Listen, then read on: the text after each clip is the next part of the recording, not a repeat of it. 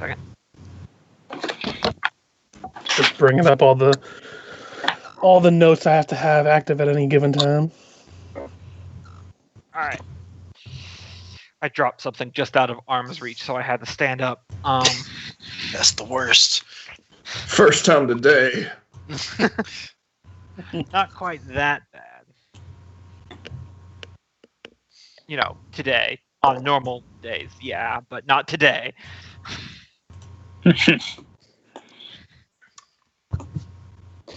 And it reached the point of the day where it's like, fuck it, it's gone forever.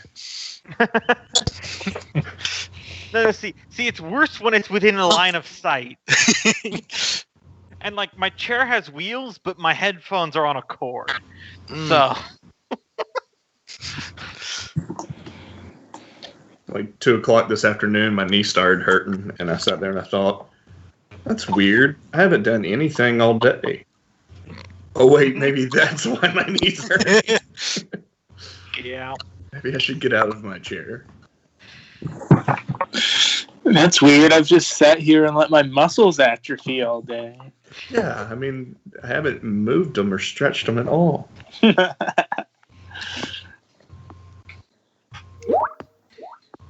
mean, I've told you guys the laziest thing my brother has ever said to me, right?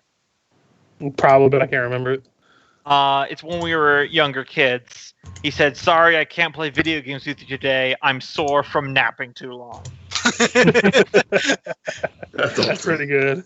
Yeah, That's the single most lazy statement I've ever heard. yeah, that's impressive. I can't blow off work. I'm too sore from being lazy.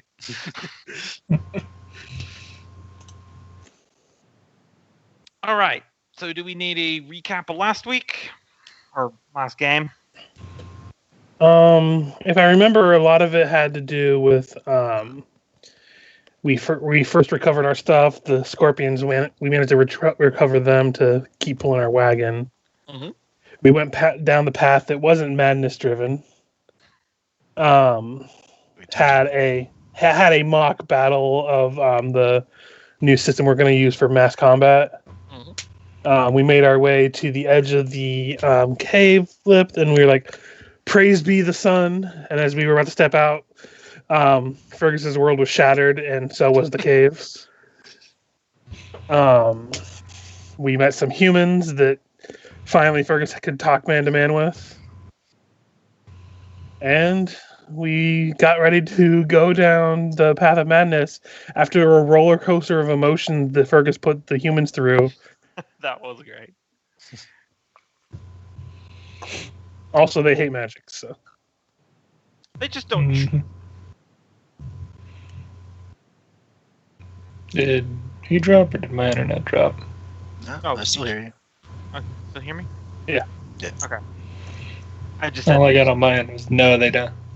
they just don't trust it. I could have cut out for a second. My internet is sometimes fantastic and sometimes shitty. So, What XP should we be at? oh, let me check my chart. I'm at 11,000. Yep, 11,000. Yep, okay. Yep. I got modern and have been keeping track of XP on a spreadsheet, and it's made it so much more organized for me to tell you where you guys are at. Oh, so you're gonna start the Skype recording? Or? Yep. Well, I didn't think we needed the recap, so. Yeah. Okay. Right. So, this week's question: what are you the most insecure about? This isn't a fear; it's an insecurity. There is a difference there. The fact that she didn't actually build the Steel Defender. Okay. That's my answer.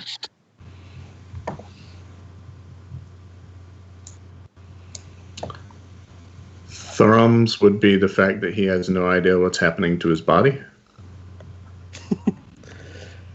Ah, midlife puberty. I see. I feel like I'm an armchair therapist all of a sudden. It's like, have you considered that you wish to have sexual relations with your mother for some reason? Why do they always ask me that? So, somehow me mentioning that is not me having the mental problem. No. No, of course not. It's I know. you that's the problem. It's like, I had to actually read some of Freud's stuff for a class once. I'm like, okay, how is this man not the crazy one? Because he had the Have you fancier ever chair. looked longingly into your stepsister's eyes? Did enough cocaine to kill a small horse. I was gonna make a joke. Like only when she's getting stuck in the dryer. Oh.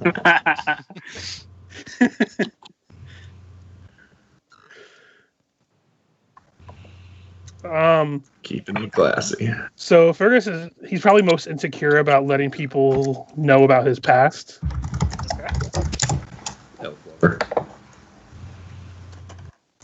Nolgrim's would probably be his belief of that he's socially awkward and tries to overcome it, but it's one of those that he just can't seem to shake every time he interacts with people.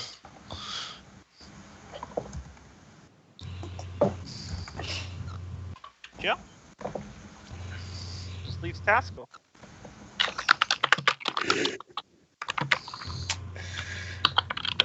Mm-hmm. What the typing? No, that's not me. That's probably my. No, that's me. I'll meet. He's so insecure, he's probably not gonna let us know it. push to talk. I'd say he's insecure about the plan of this whole escapade, but that seems too general. What are you talking about? We have a perfect plan. I mean, Find Dammerhall. to workshop it for you, would that be like insecuring your lack of faith, so to speak? Because I mean, you are a cleric. Faith is kind of your deal. Mm. Or insecure in the bozos that are with you. Well, we've seen this latest atrocity against the dwarven people last week, or last session. Mhm. Although I'm sure we did commit an atrocity against the dwarven people in Ruinlord somehow. Not yet. Soon.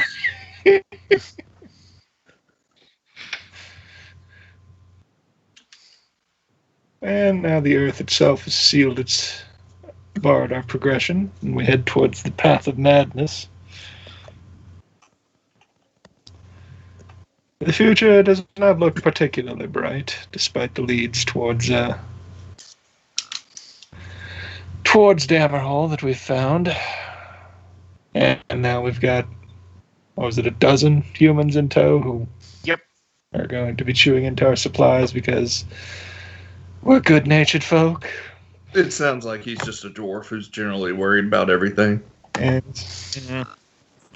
as for personal insecurity, hell damn it, I can't. I'm trying to think of something. Maybe you won't be worthy. He really doesn't like the big toe on his left foot for some reason. He's actually terrified of seismic events.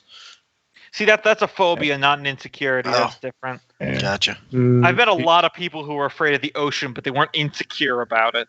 He's worried that Nolgrim, even though much younger, has a Very better looking secure. beard. He's upset that the ground is mostly limestone. See, now that's just He's a bedrock kind of guy.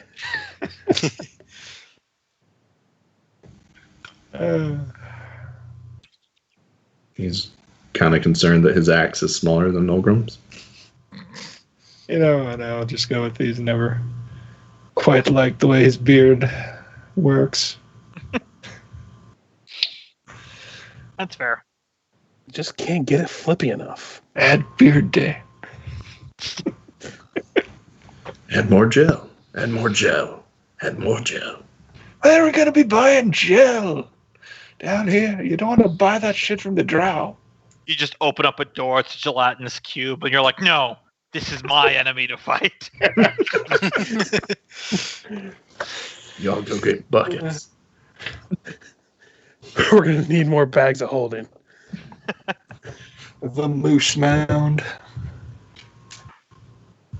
All right. I don't know if it loads you guys in the right place, so I'll Yep. shift click you there.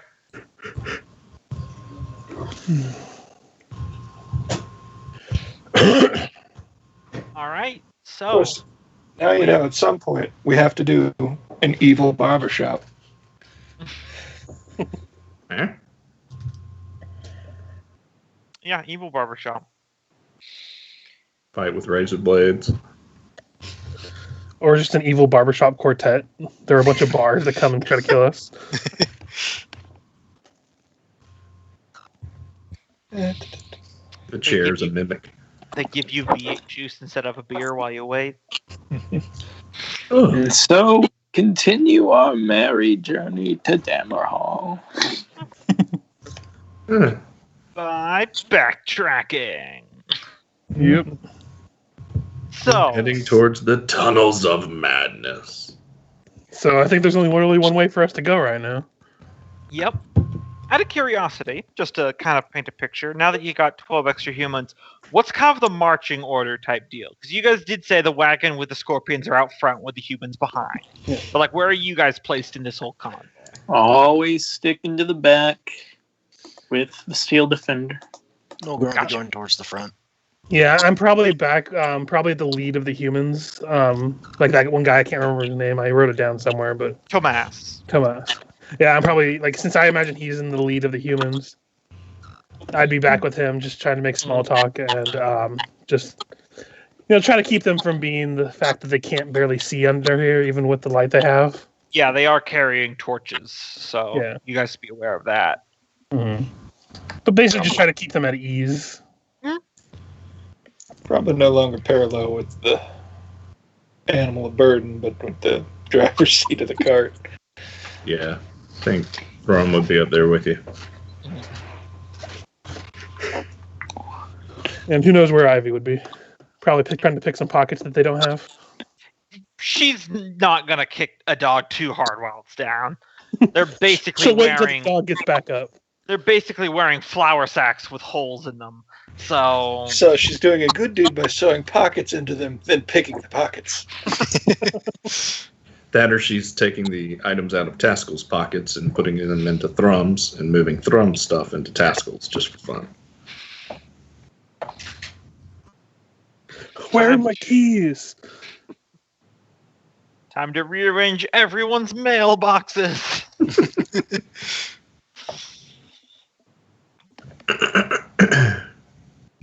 All right. Well, journey on. Mm-hmm. So, And you said there were 12 of them? yes, 12 total.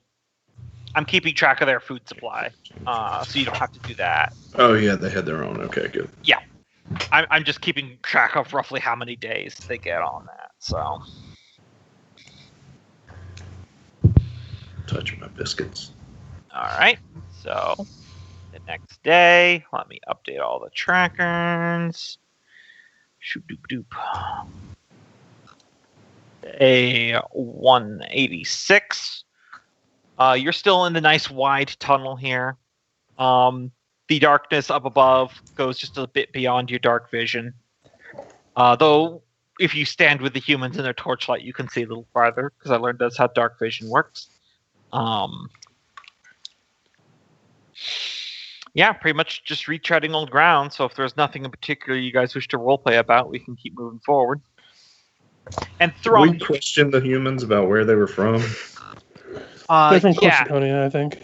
yes, they were kidnapped in a drow slaving. That's right. ring. And Yeah, they weren't from the main city, I believe. Weren't they from like a smaller town? Yeah, they were just like a village. Yeah. And Thrum, you do your primeval awareness every morning, right? Yep. Okay. I Morning, do like noon, 3 and times a day, yeah. night. Yeah. All right. I just want to make sure I note that for my own notes. All right. Day 1. 87. Track of all the stuff.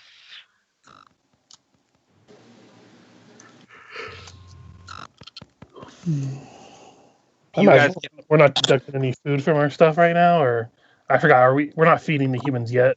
They have their own rations for another 15 days.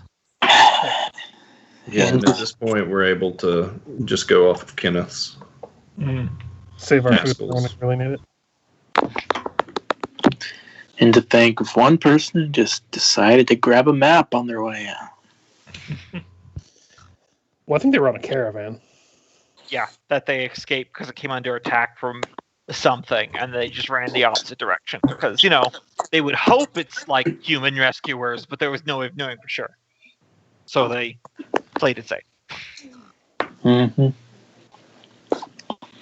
So on this day, you come back to the crossroads where Nolgrim had his flashback to the battle. It appears pretty much undisturbed since your last passing a few days ago. Yeah, Did we ever say any rights or anything?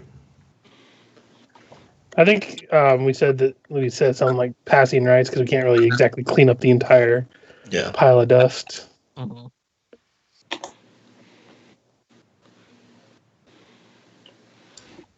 All right, pressing onward. Today,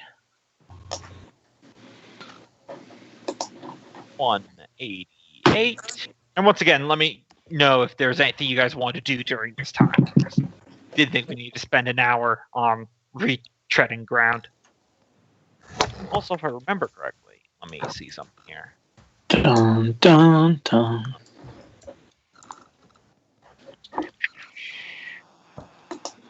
Yeah, just to let you guys know, I do let you forage in the tunnels because I was doing research on the Underdark, and they're a little bit more populated with life than I was giving them credit for, but the DCs are just very, very high. I mean, I didn't forget. Can we do it while we're moving?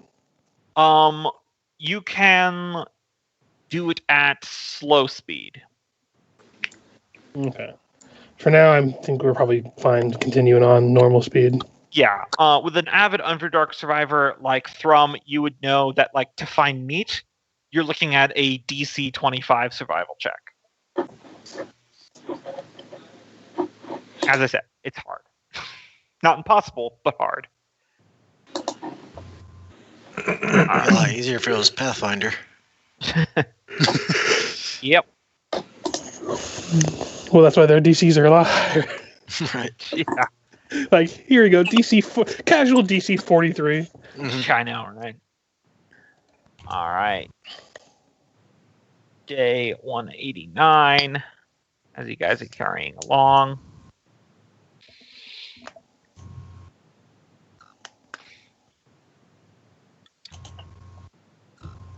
The humans are a little bit better spirits by the fact that they at least have, like, dwarves or something to help them, but they still very nervous about the Underdark in general. Tomas isn't much of a leader, but he's trying his best under the circumstances. You've had enough conversations with him, Fergis. Mm-hmm. No, he's trying his best. Yeah, I'd basically be doing that hype man kind of thing where every time he's trying to help bolster their spirits, I would kind of, like, in the background, kind of help contribute to it to make it kind of easier on him. Because that's one thing my character can do is talk to people. Yep. All right. By the way, does it look like there's children with them, or is it all just like adults? All adults. Okay. Well, it's not that bad after you get used to wiping exoskeleton off your robot dog. I'm sure they can relate.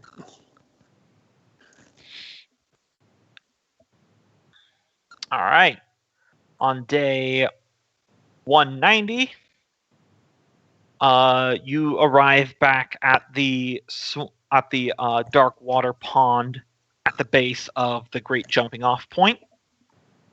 The great heights stretching up above you. And Sounds familiar. yep. Oh, we're back.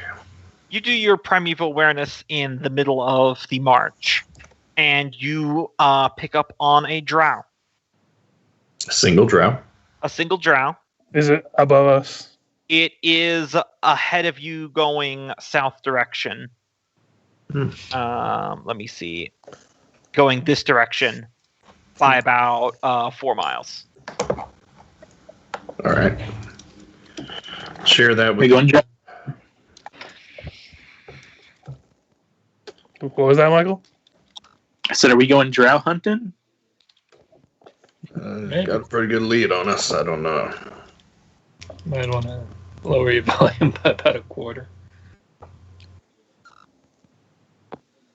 I guess we'll run into him if we run into him. Yeah. And you do know Thrum, since yours, I believe it says specific number, doesn't it? Their general Their numbers. Yeah, it's only a single drow. Okay. Who do you what do you want to bet that is the woman from up in the fungal jungle? Oh, Loki's post there. I saw that.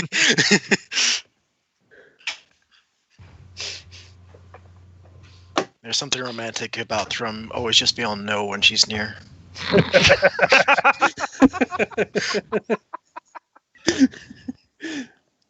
There's a certain majesty to it, yeah. Who knew Nolgrim would, not Nolgrim, Thrum would be the great bringer of change. But yeah, unless they're coming our direction, probably just can. Definitely moving farther away. Thrum can Yeah. tell. Probably just continue on because we have to go that direction anyway. Mm-hmm. Yeah, I can imagine this is the whole group just ribbing on him about this woman. And just one very disappointed Taskill. Like, I don't approve of this joke. I mean, he always seems to get hard whenever drow are around. Rose at the same time. Maybe that's why he got all molten before. He could sense her presence even from that far away.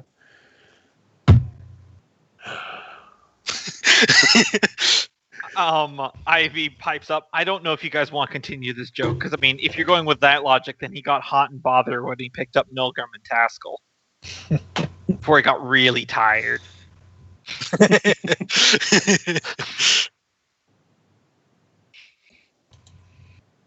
Well, it's not like it lasts more than 4 hours from what I've noticed. Then we might have to get Taskill into the mix.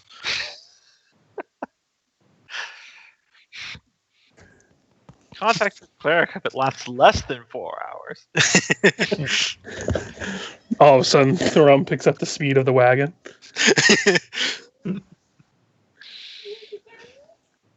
So is there anything you guys wish to do here, or are you fit to move on to the next day in Hex? When we get nearby this intersection, Mhm. like the one that branches off the other direction, Yeah, I would see if there's any.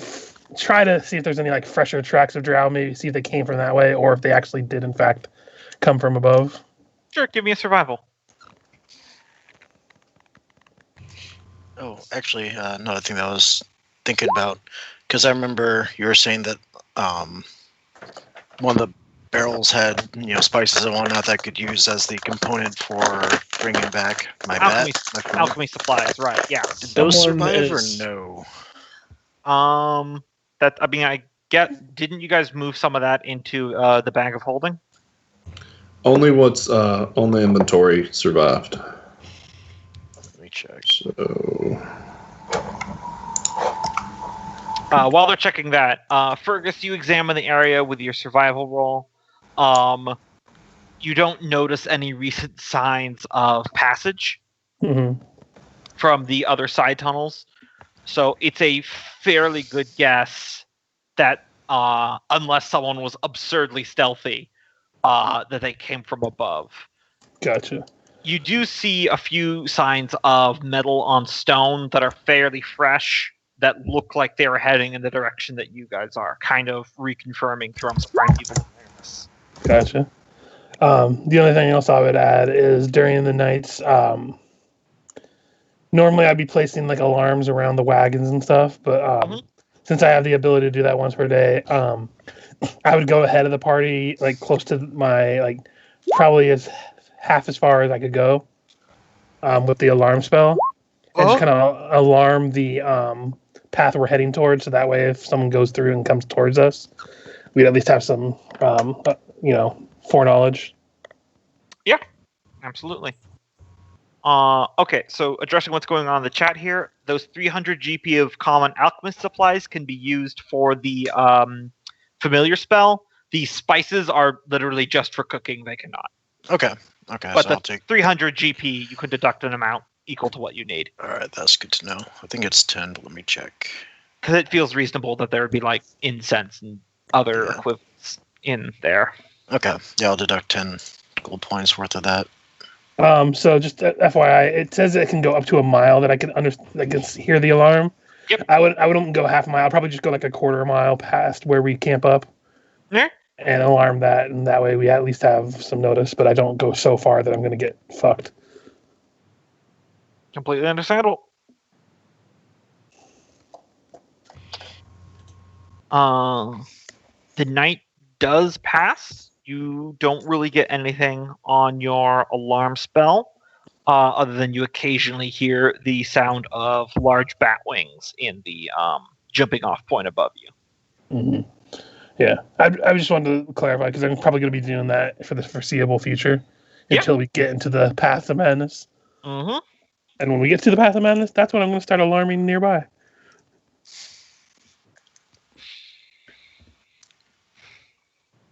All right. So, if everyone's ready, the next day.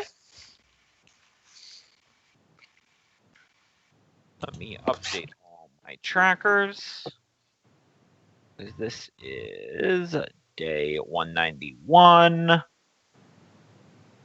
Back to that. This day, you would reach a crossroads.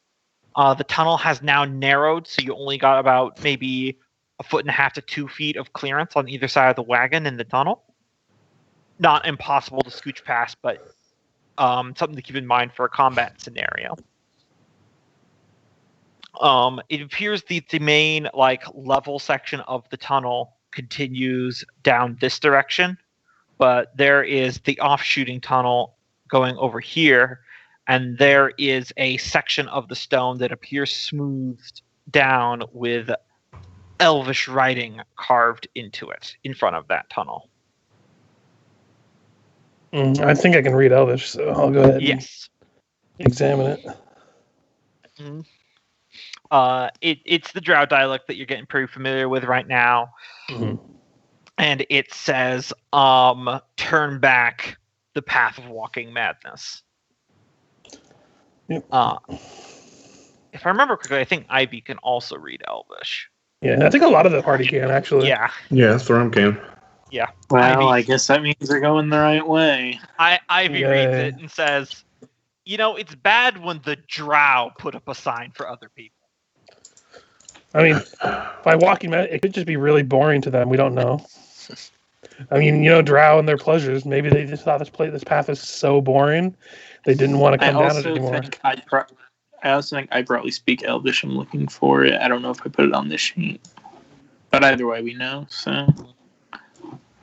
Maybe it's cursed to require celibacy among all those who cross through. Well, good news. At least Taskill and I are on the wagon. Let's get going. Well, you should be so lucky. Yeah, we'll have to double up the watches. Tomas wanders over to you with a torch, because I assume you've been all speaking in Dwarvish. Mm-hmm. He can't read Elven or speak Dwarvish. So he asks, is everything all right? Yeah, we're definitely on the path that we need to go to get to the opening to the sky and hopefully find a way to surface for you all. Though from here on out, the path could get more treacherous, so I'd advise your lot to stay close together and possibly have a buddy. So make sure if something happens, that there's always somebody with them. Buddy system, you know. I understand. We have 11 days of our rations left. If we get down to 7, we can attempt to begin eating every other day. Some might get weak from that, but better than starvation.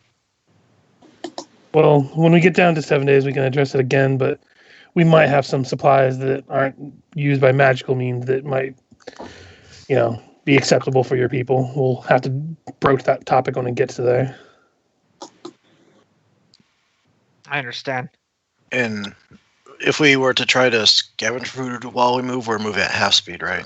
Yeah. Okay. So it's probably at this point better to try to push forward. Yeah. What if we tried moving at double speed?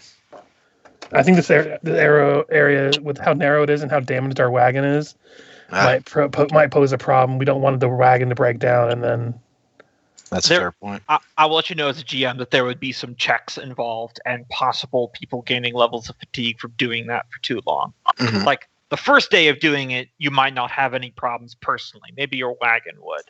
But it depends on how long the path is. Yeah. I just know our axle's a little damaged, you said, so probably not test that too much. Mhm. I thought we waited a day and had Freya fix it. As much as she could, but I think it's still, like, damaged, if I Yeah, remember. yeah, it's still a little damaged. Also, you also got a bunch of malnourished human refugees with you that a quick pace like that might start causing problems. Just keeping it in mind. Not telling you what to do, just letting you know all the options. Leave them behind. Yeah, I was gonna say, yeah, have mending, but there are limits to that. And sadly, 5e does not have the spell Make Whole at later levels.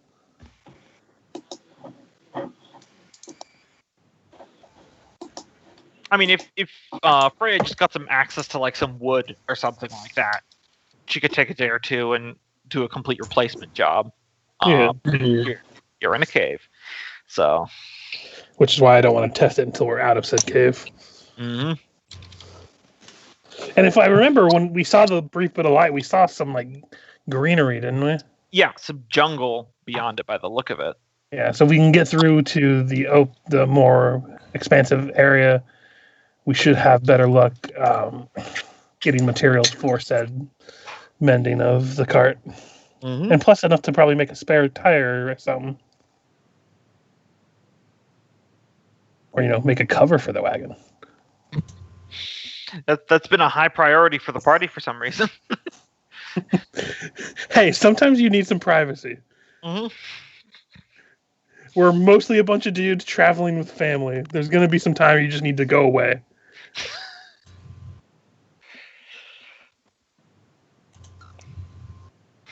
Oh, yes. And in case you were wondering, Thrum, when you do your primeval awareness again, you do catch a drow signature going down this path.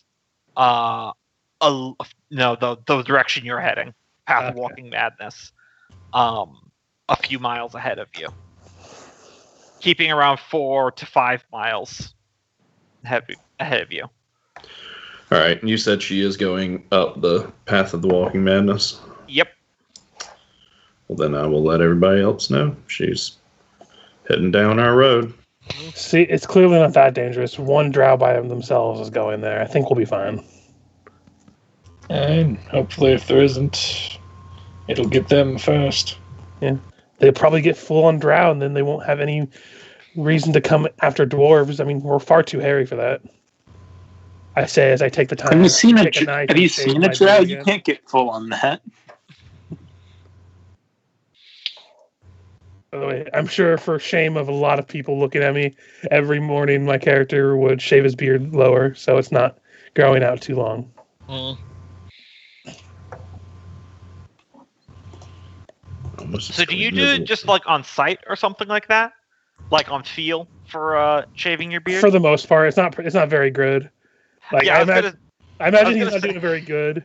He like when he first got down into the caves, I was describing how he had like that mustache that you kind of twirl up a little bit of the edges Mhm. in a very Spaniard style. But I imagine he ran out of product essentially to Yeah. do that. So now he's just trying to keep it low where it's not like full beard, like kind of like what his picture is. Yeah. Because I was going to say mirrors don't work with dark vision. Yeah. Because mirrors reflect light, and if there's no light... Yeah, he's not doing like a big job. He's like, Mhm. he pretty much grabs a hold of it, and then when it's long enough, and then cuts the part that he's holding on to so he can pull it off. So, doesn't look great. All right. So, you guys begin your way down the path of walking madness. Madness! Madness. Hey, we don't know that it's that bad yet. It's just called the Path of Walking Madness. You just scream madness in there, and all of a sudden you just hear back, I'm not crazy, you're crazy. As soon as we step in, it's a small world after all. Just the entire way through the tunnel. Followed by, this is the song that doesn't end. Oh, And then 99 bottles of beer on the wall. No. No, then we're assailed by puppets. About a mile green into one, the too. tunnel, you discover that the only sound that your nose makes when you breathe through it is a squeaking sound. Well, that's highly annoying. All right. Your feet on the ground sound like fingernails on a chalkboard. Or just 82 miles of that wet sneaker squeaking. Oh, Yeah. God. I love that sound. So Basketball squeak. I hate that. anyway, you guys are going down the windy path that is this direction. The stone, while its composition doesn't seem to have changed, still mostly limestone. The tunnels form differently here. It's difficult to put your finger on.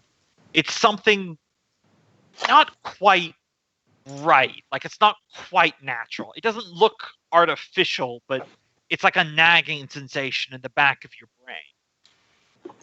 Does it look man-made or?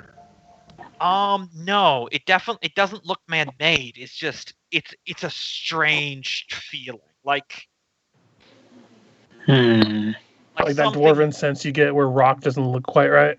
Yeah, exactly. can I give an investigation looking at this? Yeah, absolutely. Absolutely. You can add double your proficiency bonus for stone cut. All right. So 3, so that's 6. Yep. All right, so just add 3 to that. 15. Yeah, pretty much what I've been saying. You run your hands over the stone. It's not been shaped by any tool, but it's also not so perfect that it would be made by magic. Because magic that shapes stone is always like it's like computer work. Basically, it's perfectly symmetrical as you could make something, but this is still imperfect. It's got some nature to it. It's a weird creeping sensation of just not right. Well, something about this stone's just not quite right. I agree. It's an odd seeping sensation.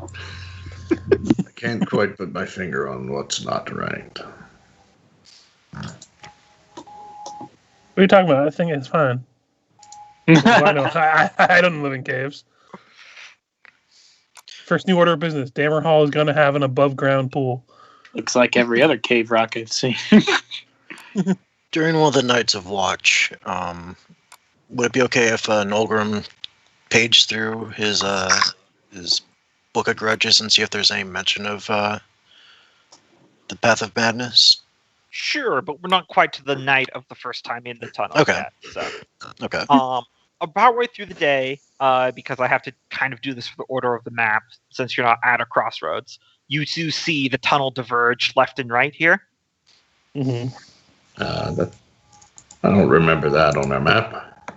Well, they don't go through here that often, so they might not know the exact pathway. That's slightly irritating. Can I see if I see the elf's tracks anywhere? Yeah, absolutely. Or does the stone on both directions seem like odd, like they did? Like, or does one side seem more natural? You know how like you're getting that feeling of those Give me stone not being just. Give me an investigation with stone cunning. I believe you still have stone cunning, don't you, Fergis? Yeah. So And I give me also an have Warder's investigation. Investigation. Add 3 to this. Oh shit. So 30. Yeah, 30. You do notice that on the let me grab it. The path going this direction. Mhm. The floors and some of the walls of the stone seem like they were corroded a while ago. They got like pock marks in it, like some sort of acidic substance passed over it in a wide trail. Mhm. It's not fresh by any extent. It could have been years ago, or if not longer. But the other direction does not have that. With a natural 20 like that, something large that naturally exudes acid from its body travel down that other direction. Yeah, I would inform the group and tell them that more than likely that path leads to some kind of den of some creature. If it did, it might have before, and who knows what it is now. But if we're trying to go through the path of madness, we might want to continue on. All right, sounds good to me. Smells better this way anyway.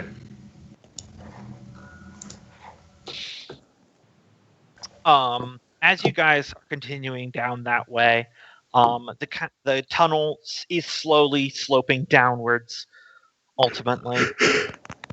And around the mid-afternoon, your dark vision finds a large lump leaning up against the side of the tunnel that it doesn't take any investigation rolls to see is the dead form of a hooked horror. You remember that thing that you fought in the tunnels just outside? There's a dead one slumped up against the wall here. Mm-hmm. Huh. Does it look like it's just been killed and left here? Does it look like it's been eaten off of?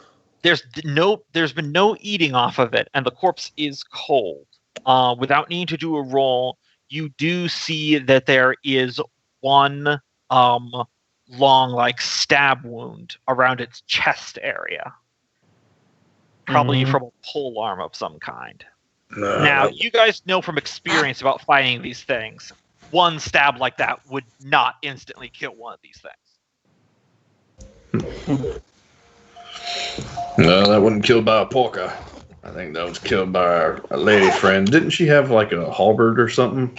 Yeah, she had a glaive. Yeah. Well, I've never been one to look a gift of a hooked horror in the mouth.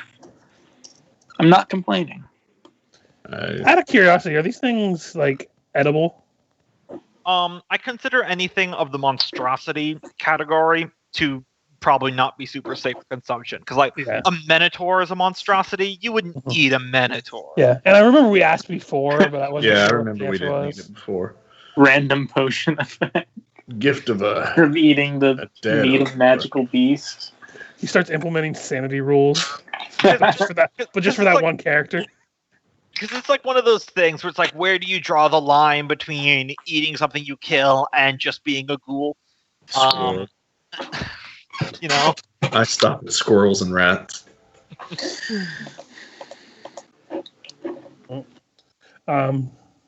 Thrum, do you get any? Do they still seem to be about the same distance away from us? Do a quick check. A little under 4 miles, still moving. Looks like the pace has slowed a little bit. She probably lost some time fighting this. Do I sense direction? Is she up here or over here? She's moving north. Well, we want to follow her. She may know where she's headed. I mean, as good a chance as any. We don't really know exactly where we're going here either. That's my thought. But if she reaches a dead end, we can confront her and move on then. And the good news is, whatever we run into, she's going to find it first. It's like a free scout that doesn't know we're behind her. I think she knows. Nah.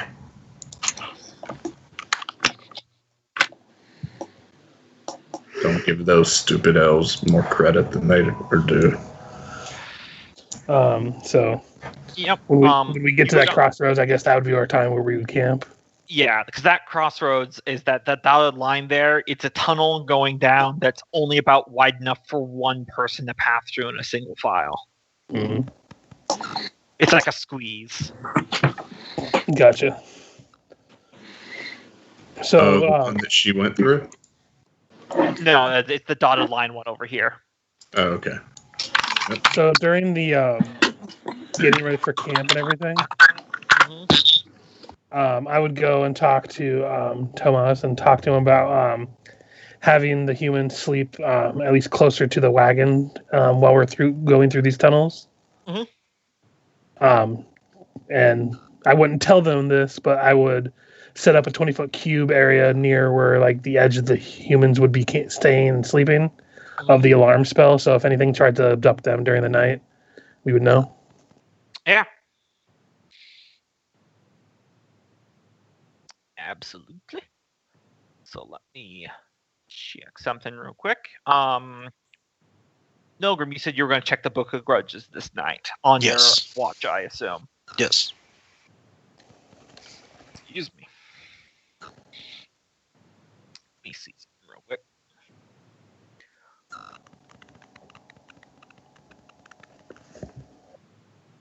Gotcha. You're flipping through the Book of Grudges looking for something on the path of walking madness. You're not really seeing anything that stands out to you. Okay. You guys said you were doubling up your watch. Who's on shift with Nolgrim? Let me look at our camping notes to see who would line up. Camping notes. I know it looks like if we were just going to use the group of us, it'd be Freya and Fergis, Ivy, Thrum, Nolgrim, Taskill. And then I know Miku's there too if you wanted to have him join somebody else. Yeah. Or if we just wanted to have NPCs, we could have Miku be on one watch with somebody, and then Tomas could help with a watch on somebody else's.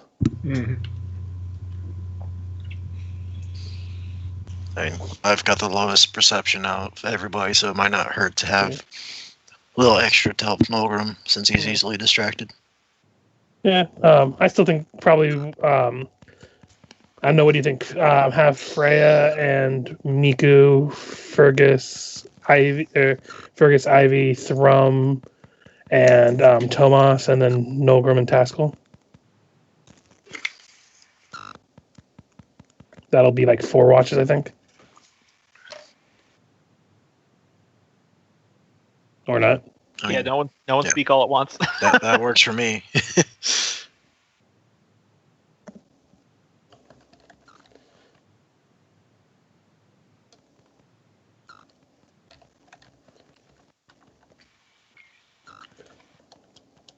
Okay. I'm just editing the camping notes a little bit real quick.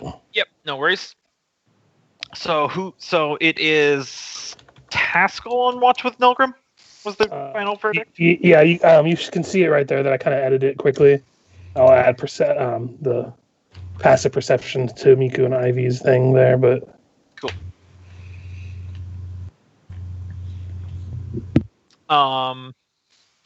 Yeah. So Taskill, while Nolgrim's flipping through his book, what are you doing during this watch? Probably attending to my armor and weapons.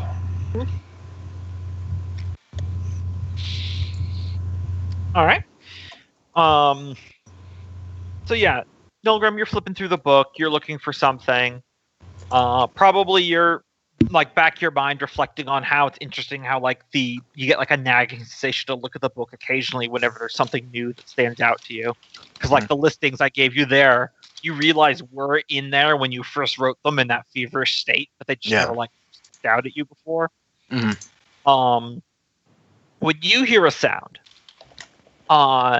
it kind of sounds like the sound of like wet feet on bare stone. Just like that slap, slap, slap. And it's kind of coming from the direction of that really narrow tunnel. And does it sound like it's coming in our direction, or? Very slowly, yeah. And it's Taskill that's on watch with me? Yeah, he hasn't seemed to have heard anything yet. That's But good. you kind of peering at that direction, because it's just a second of almost feels surreal for a moment. As you're just hearing the sound. And then you hear some rustling behind you, and then there's a tapping on your shoulder. Nolgrim will whoop around real quick. It's one of the human refugees. He goes, I'm sorry, Master Dwarf. I didn't mean to startle you. I need to relieve myself, and we were told not to venture too far from the wagon, so I believe I should just have informed someone. Hold up.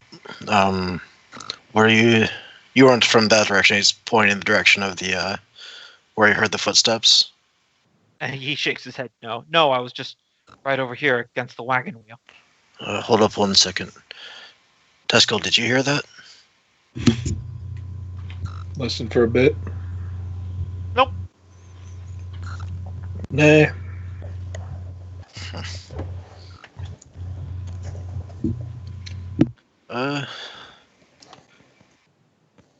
Nolgrim's going to pull out his bat friend and say, "Keep an eye on me for a sec. I want to scout in that direction." And he would send the bat flying in the direction. Basically, I think it has sonar vision, echolocation. Yep, it's got blind sense. So 60 feet. Right. So yeah, it's just going to go forward and see if it detects any sort of movement for up to 100 feet, and if it detects it within, kind of at the reach of it, 60 foot, it's not going to get close or anything. Yeah. Is actually going into the tunnel or just at the mouth of the tunnel? It's going into the tunnel. Yeah, it flies a bit in. It's not seeing anything with its blind sight. It appears to just be an empty tunnel. Okay, he's going to bamf the bat back to him. So, okay. Taskill, keep watch. I'll keep an eye on this one as he takes care of his business. I'm getting a little bit of the bad feeling around here. Alright, come on, man. Let's go. Okay, yeah. You guys go off maybe like 25, 30 feet from the camp, well within line of sight of your 60-foot dark vision. Yeah, and gonna have the bat doing the echolocation for blind sight as well.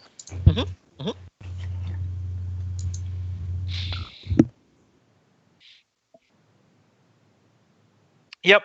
So he relieves himself for a minute, and then he finishes up. He goes, "Thank you. I'm sorry for the bother." It's all good. This playing it safe here, so glad you let me know rather than wandered off on your own. Of course. Yeah, and then the rest of the evening doesn't pass with any kind of issue. Day 193.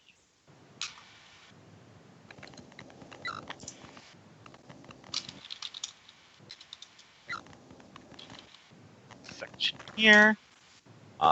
Since I'm kind of going a little bit slower on these ones to build an atmosphere, I'm going to reveal like half the hex first, just to let you guys know. Rather than the whoopsie I did last time, where it's like there was very curiously 2 separations, but thematically there was no way you guys knowing about that until later.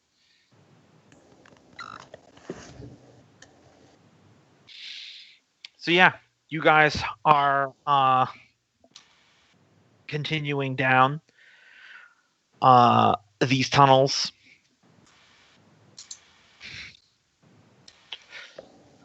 Kind of darkness is something that you're all used to in the Underdark. It's just kind of a factor of life. And you don't know if it's because of the fact that you haven't really traveled with people that have torches or something before, but something feels different about the darkness here. It feels oppressive, like that feeling like you're being watched.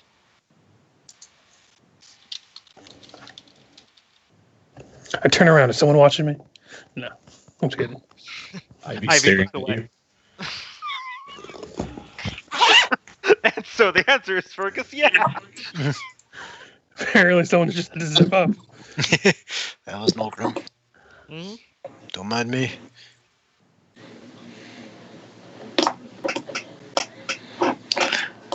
Yep. Eventually, because it was, who was out in front again? Sorry, I keep asking this as you Well, push. I don't know if Nolgrim would be at the very front, but he'd be ahead of the group.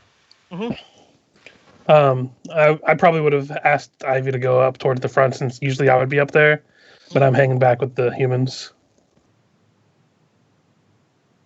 But I'm not sure if she would be on the front or actually just hanging out in the wagon. Probably that'd just be on on the her. wagon. She's light enough that she doesn't really affect the weight too much. Yeah. But those of you, Ivy probably notices it first, is coming up in the tunnel ahead of you. Is that you do notice that there is corpses, about half dozen of them, all around dwarvish size. There's about 3 leaning up against a wall, 2 on the ground, and then there is 1 suspended by a rope from a stalactite on the ceiling around the neck. A cursory look at the corpses as they are quite old. They are not quite skeletal, but that's at that time of decomposition where it's like all the lips and the eyes are gone and the skin is wrinkly and tight, like mummification is setting in due to being dry. Mm-hmm. Like, I know it would probably be harder to tell, but do they look like actual dwarves or do they look just sized like dwarves? Their skeletal structure is definitely dwarven. You can give me the investigation.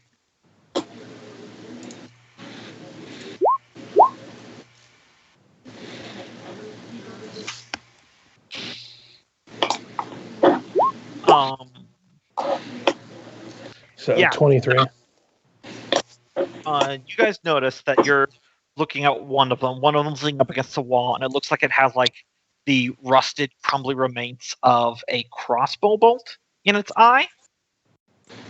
It has an amulet around its neck, a very normal one that's got what looks like Dwarven script, but you're both well versed enough and you're people enough to know that it's a slightly different dialect used by the Drugar. That these are all Drugar corpses, not true dwarves. They're maybe 8-10 years old. I'm kind of remarking wow, I'm surprised that rope held up that one. Not too much weather down here to erode it. Yeah, but you would think with sheer decomposition, its spine would come out of its body. That's a fair point. Thrum's gonna start going through their pockets. Might find a map. And that's when the body falls.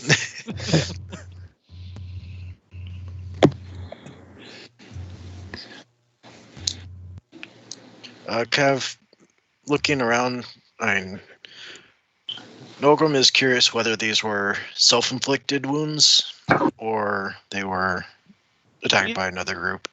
With your investigation, you do notice that the crossbow bolt through the eye of that one that you inspected matches some of the bolts in the quiver of another one of the dead Drugar. Mind you, all these bolts are rotted beyond the point of actually being usable if you're salvaging.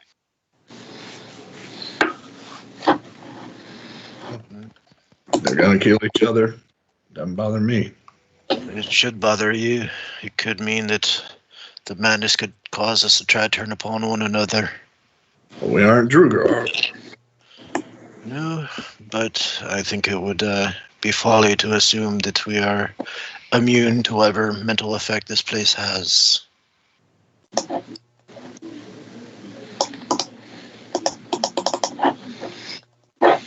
Michael, could you please? Yeah, is that background noise coming from Michael? Oh, is there a background noise coming from my end? You're also Yeah. very A loud. Yeah, lot of everything background you're doing, noise. we can And hear. Your mic is very loud. I think maybe it's you got your pickup cranked up or something like that. Yeah, it kind of sounds like when someone puts their mouth like inside around the microphone. so it's picking up and putting out way too loud. Yeah. It was picking up like every groan of the chair. That's better. Mhm. We still love you.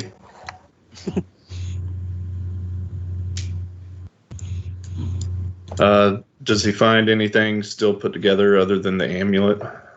Not really. Like if you really wanted to strip down these corpses, you might be able to get some just raw scrap metal that you might be able to remake to anything, but that might not be worth it. Nah, he'd just kind of be holding his spear out and moving their coat pockets open, seeing if they had other amulets or any items on them. Mm-hmm. Yeah. Anything strangely preserved and magical? Nope. What about the magic wand in that one's hand? Nice try, but no. Freya, are you still at the back of the group? Because that's where you said you would be, behind the humans.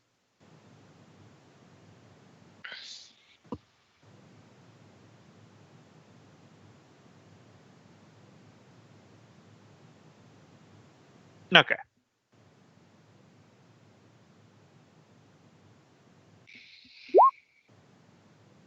All I'm gonna say is that you're kind of standing at the back as they're examining the corpses. When you hear the slight like shifting of something sliding across stone, and you turn back into this darkness, peering with your dark vision 60 feet, and you just catch the glimpse of what looks like pale humanoid hands, like just the fingertips pulling back into the darkness beyond your dark vision. But the hands seemed too big and the fingers just a little too long.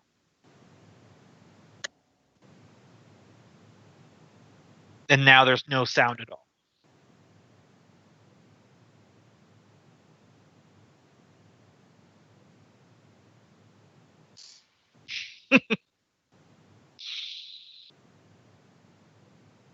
I don't know if that's still bad, but just give me a second. Yeah, no worries. I'm just setting up a different microphone. Yep, no sweat.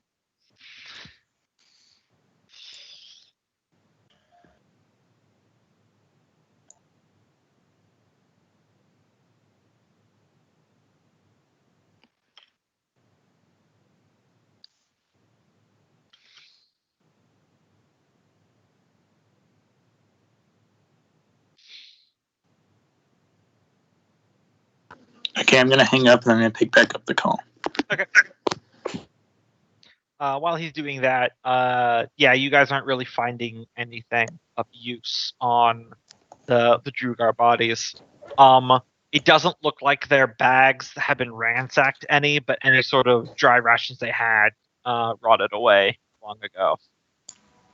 Okay, does that work? Yeah, you sound great. Much better. So, yeah, Freya, you just saw like just the fingertips of hands slide back beyond your dark vision. Oh yeah, definitely telling everyone. Pulling out the gloom stalker, pointing in that direction. Mm-hmm. Yeah, something over there. Sound like anything we know or have heard of? Yeah, you don't. Give me a perception as you're looking through the gloom stalker there. Freya. Perception. Yep, perception.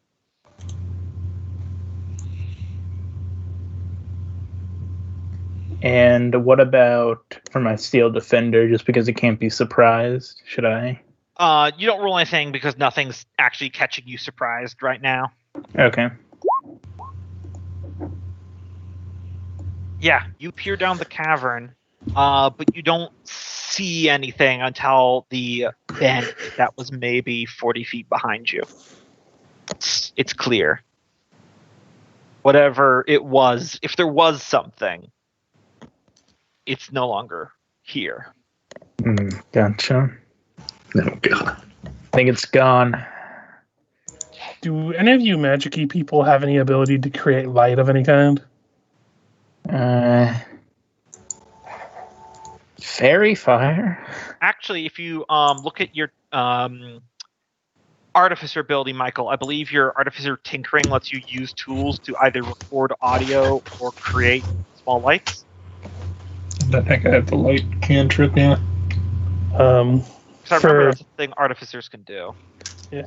If we are being stalked, I think having more light would probably be better than not. If you could, I'll go ahead and head into the front, and if you want to, like, enchant, like, an arrow tip or something, and I can kind of just hold it out and use it to light our way. Yeah, here we go. Level 1 ability for Artificers, Magical Tinkering. You can modify an object. Object can shed bright light in a 5-foot radius and dim light for 5 feet. Record audio when attacked by a creature. Emit an odor or a static visual effect appears on the object surface. All right. Stink bombs incoming. But yeah, unless anyone thinks it's a bad idea, maybe Taskill will enchant something of mine to be emitting light, so when I go ahead, I can lead the wagon and hope to anything that might have like some light sensitivity at least might balk at the idea of approaching us too fast. From the front. Yeah, I probably shouldn't do this when we're close to the humans, so that's why I figured I'd go up front, because they don't like magic much.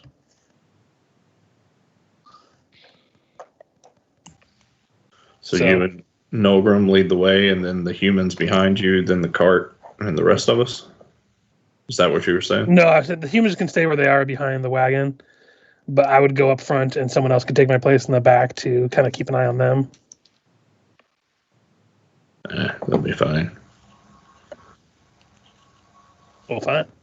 Fuck them humans. So you guys getting marching again? Yeah. Yep, alright. Well, most of them had torches, didn't they? Or something. There's about 3 torches. Tomas has one, there's a guy in the middle, and another person in the rear of the group that all have torches. Of course, I imagine they're rationing those somewhat anyway. Yeah. That's actually a good point. They're probably only using one of those torches now. But now we've got Fergis up front with the light source. Could, with all the shavings that Fergus has been leaving behind, is it possible to fashion that into a torch? I'm gonna... Okay. Have you ever actually made a stink bomb in your life? Yeah. Well, no, okay, I'm just saying, like, because one of the key know ingredients is human hair. Yeah, no, I get that. It smells awful when you burn it.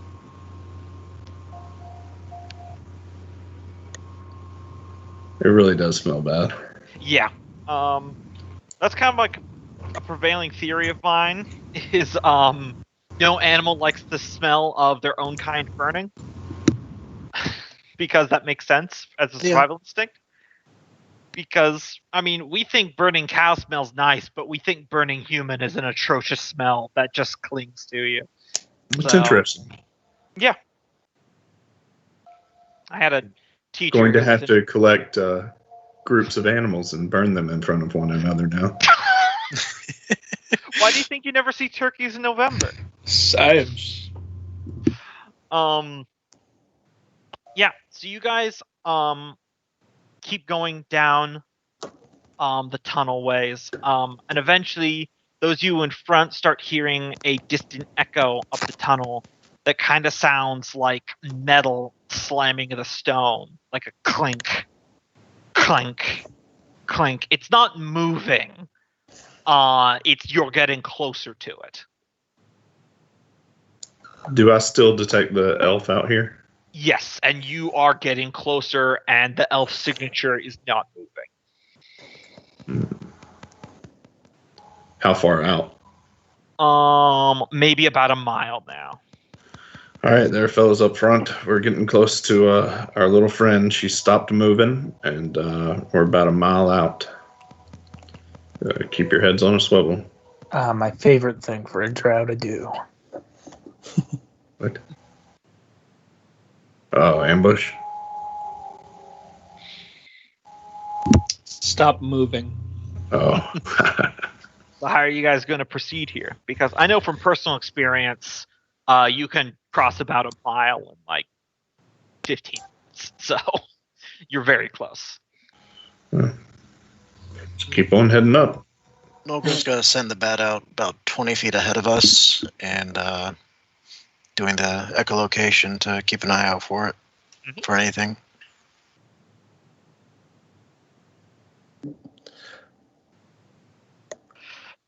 Okay, yeah.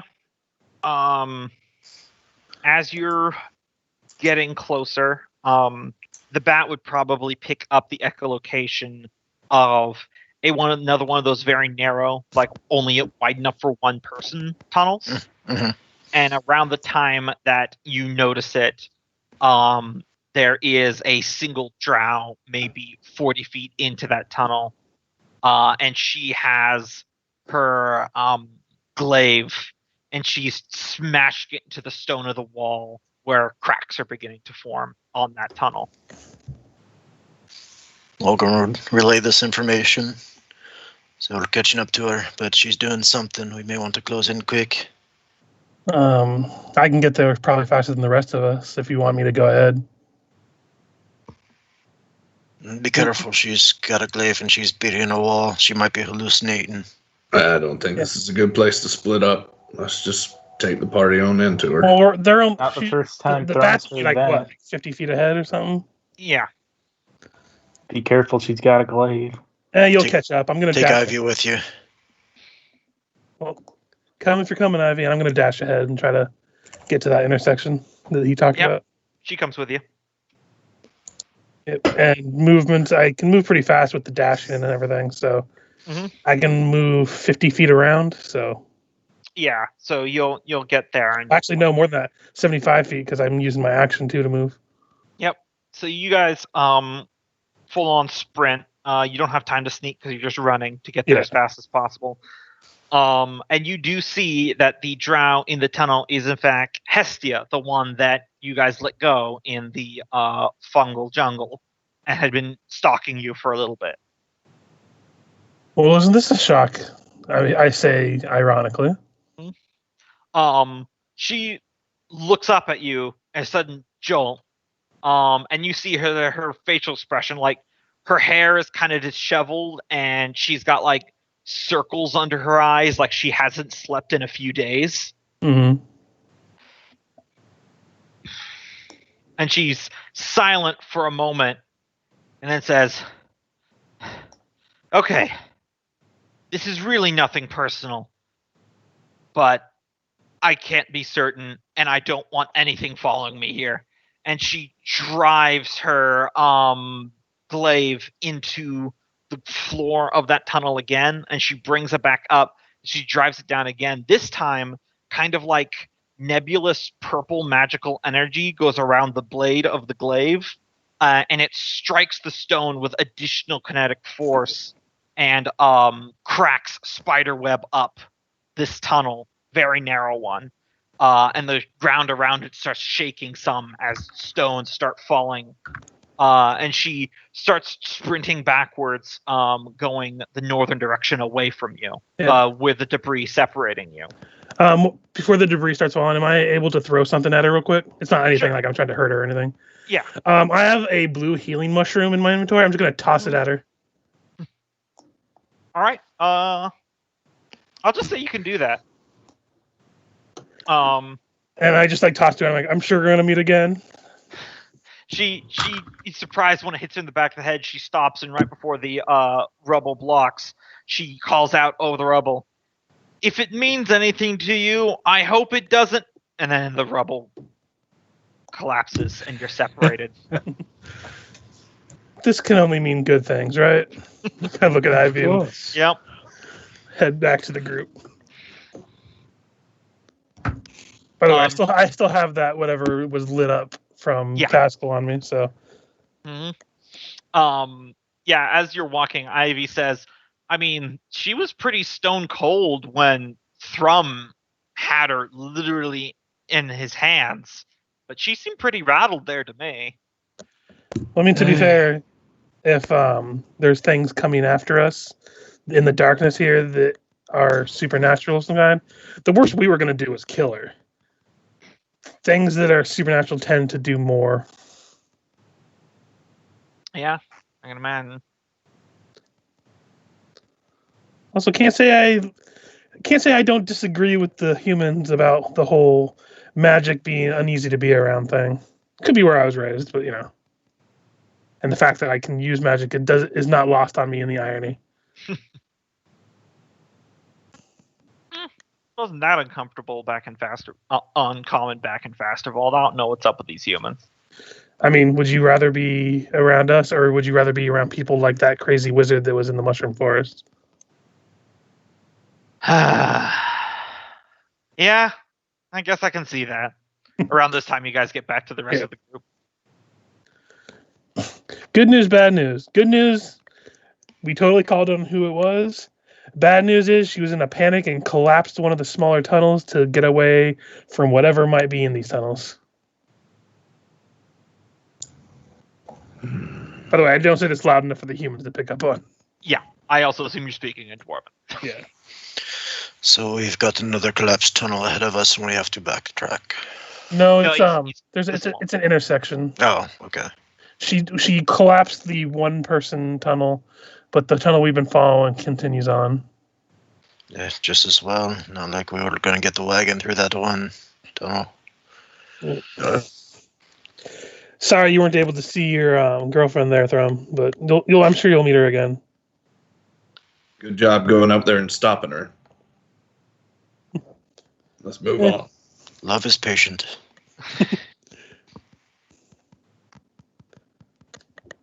Yeah, continue on.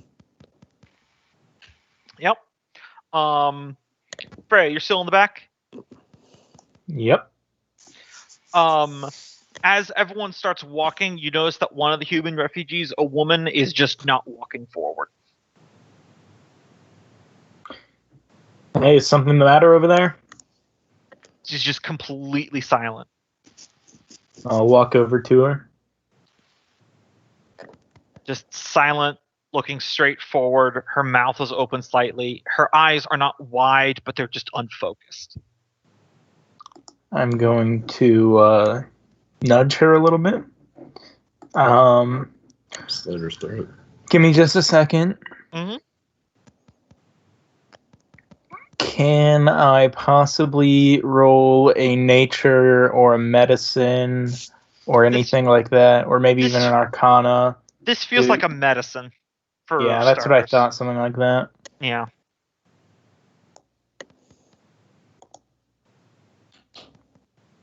She seems in fine health. She's just not focusing.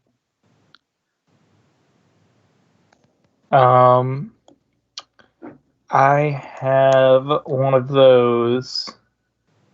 Ooh. I have one of those things that ends the effects of poison. Mm-hmm. I wonder if that would work. Yeah, by this point, the other human refugees have taken notice. And those of you in front, you hear the murmur as people are calling back to ask if she's all right, why she isn't moving. Hey, Fergus, your friends are causing a ruckus. I'm on it. I just scramble over the cart. It was like a mushroom, right? Mm-hmm. I'll take it, and then I'll take like my water skin, and then give it to them like that. You get what I'm like, having them swallow down the water and with it the mushroom. Mm-hmm. Yeah, let me try something here. Okay, yeah. She swallows it, seemingly just on reflex, but nothing else really seems to change. I did a percentile to see if it went down the wrong pipe. It did not. Tomas comes up to you and says, "Is she all right?" Well, she's not poisoned.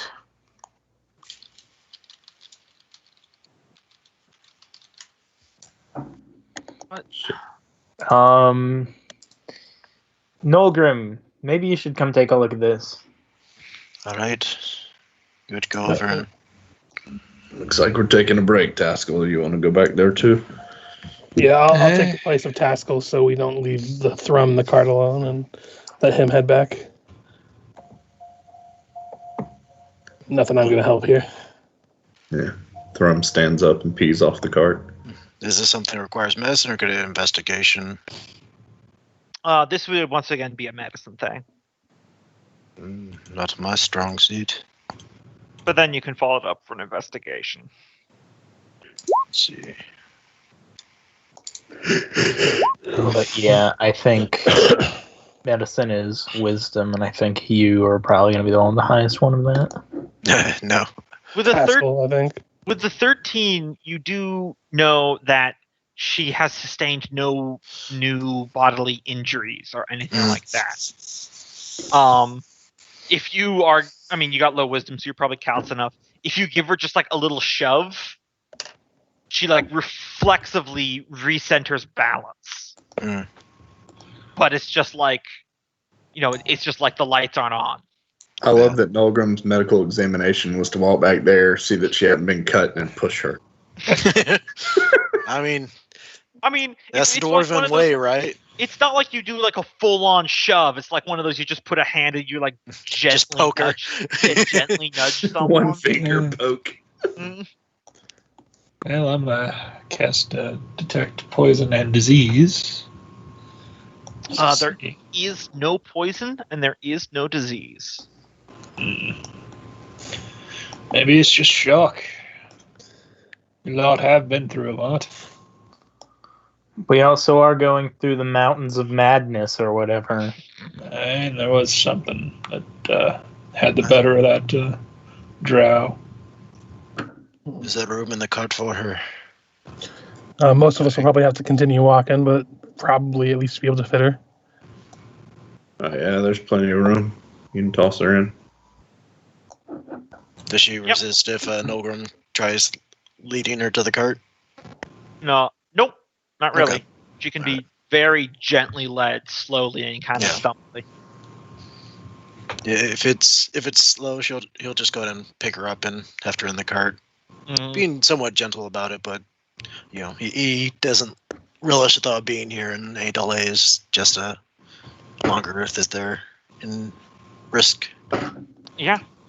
Once the body's loaded in the cart, I guess I'll try to detect magic, see if she's under an enchantment or something.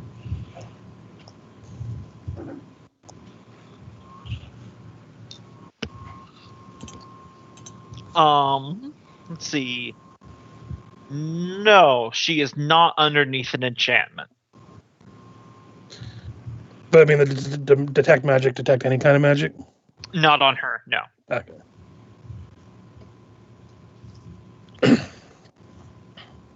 Just on the cursed ring she's wearing. So, you guys continue on and eventually set up camp for that night.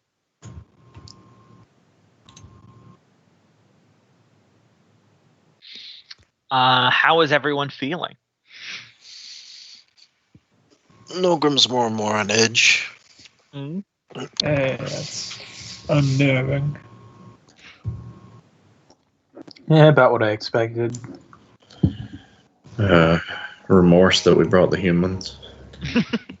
Why, we went into a place called the Valley of No Return or whatever. What, are we surprised? Yeah, Fergus is feeling more frustrated than anything because having been in the dark so long and just being like taunted with it before, it's kind of carried over this entire journey. So it's kind of off-put a lot of the creepy vibes in here. As location, the hills of bounding doom. But yeah, he's kind of carried over that frustration to where he's still freaked out, and he has that thing where the hairs on the back of his neck are kind of standing on edge, but he hasn't really been focused on that more. That he's just kind of pissed off at the nature of these tunnels have been lately. Mm-hmm. He's like, I swear, the deeper we go, the more this place wants to fuck me. And not in the fun way. Exactly. In all the ways I don't want to fuck it.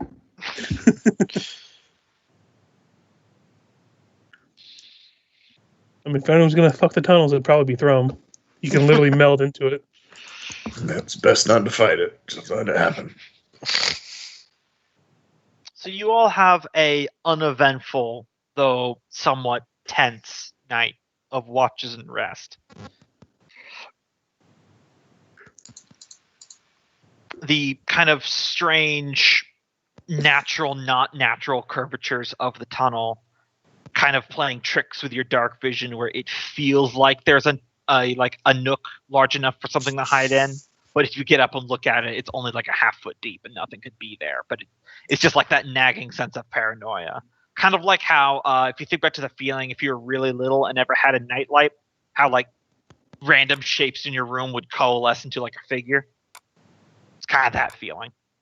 Taskill, did those brownies you served us have anything in them? Where the hell did you get brownies? Oh, Fergus, were those your snurb brownies? I ran out of those the first week we were down these tunnels. Well, I thought that was causing the paranoia.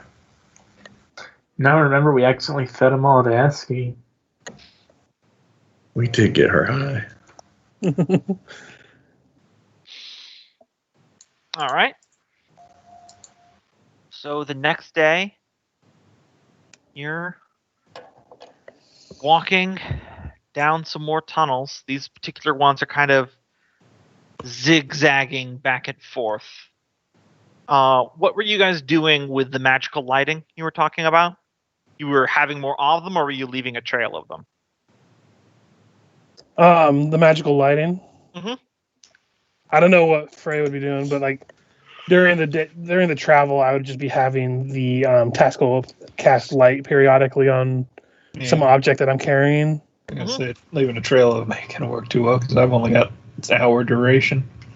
Yeah, we were just using them to light up the group more so something couldn't sneak into us. Yeah. Was my understanding. Yeah, more or less.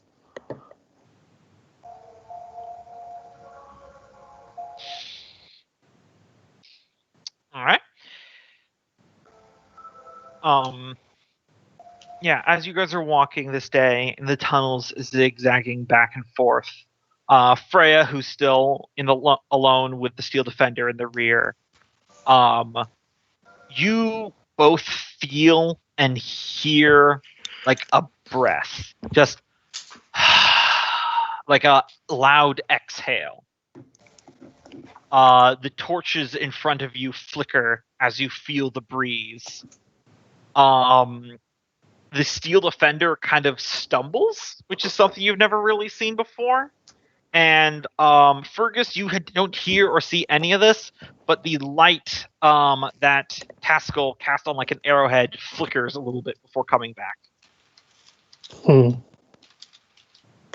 Just kind of call back to the group. Everything okay back there? Gotten some weird magical flickering. I didn't know it was capable of doing that. Freya, you alright in the rear? Just the usual. Creepy shit. Let's keep going. Yeah, let's do periodic checks as we go. The human woman in the cart is still unchanged from her condition. Alright, she doesn't wake up. That'll be scorpion bait. We're not feeding humans to the scorpions. Oh, not in front of the humans. Keep your voice down. I don't think they know Dwarven.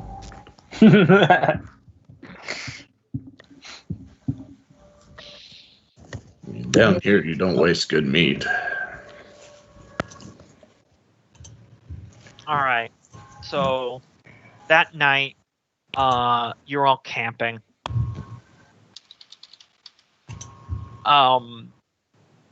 Let's see. Let me for this.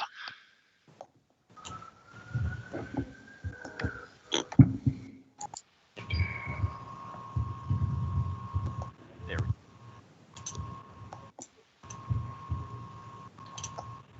go. Okay. Taskill. It's a pretty early into the shifts. You're not actually on watch. It's your turn to sleep.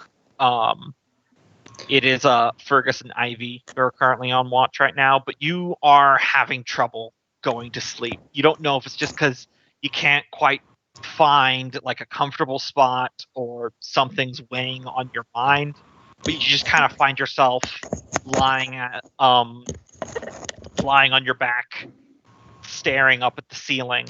And you kind of notice that there's like a 4-inch crack. Well, not like a crack as much as just a natural stone formation crevice in the ceiling that you're looking directly up at, maybe 40 feet over your head. And you're just kind of looking into the blackness of that thing. When you swear that you see a little bit of motion there, and you squint and you focus on it, and your breath kind of catches in your lungs a little bit as you see a pale, long-fingered hand with blackened fingernails kind of worm out from the crack and silently, gently feel around, gaining purchase on the stone. And then another, just the fingertips come out farther up the crevice. More feeling around. Then another one. And then another one. You feel cold sweat drip down your forehead as you're just seeing something that should not have that many hands slowly feel around the exterior of the crack. That you hear this roaring sound in the ears that you realize is your own blood flow before you hear the voice of Ivy say, Taskill, you're all right? And you snap back to your senses, and the crack is totally just normal in the ceiling, and there's Ivy crouching down next to you. I'm not entirely sure, lass.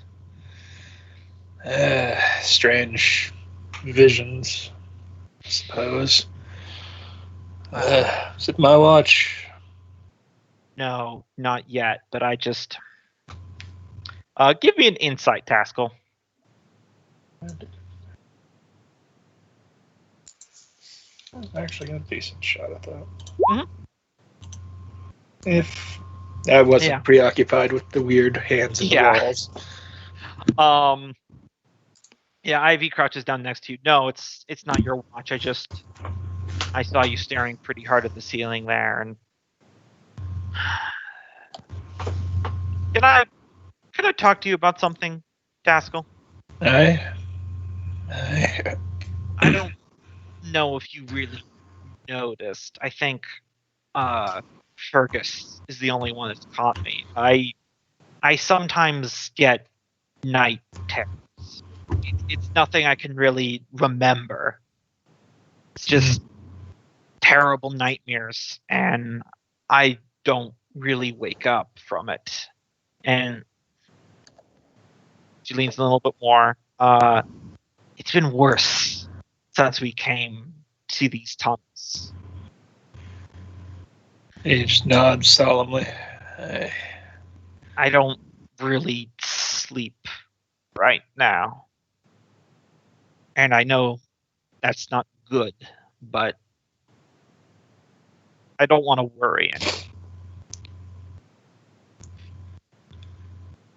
There's not much I can do for that, I'm afraid. And I know. I just felt like someone should know. This feels like a wrong place. I don't know how else to describe it. that it does. I don't think you need to describe it to just know it is. Perhaps we should pick up our pace. Would hope the humans have regained some stamina, but who knows how hard and how far we'll have to push. I don't know.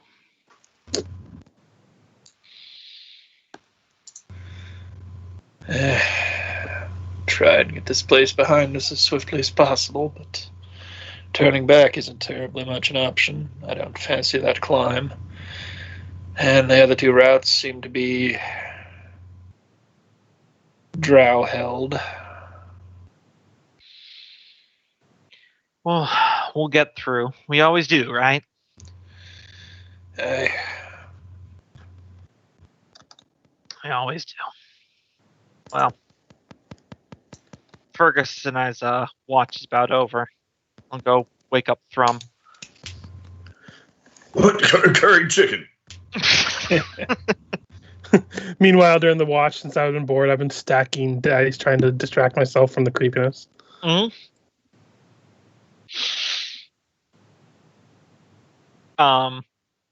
Yeah, just for fun, give me a flat dexterity check, Fergus.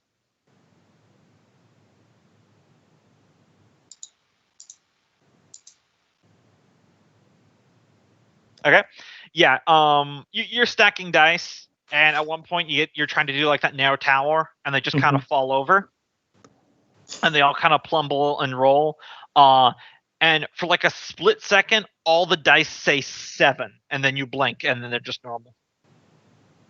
Even the D4. Especially Shit. D4.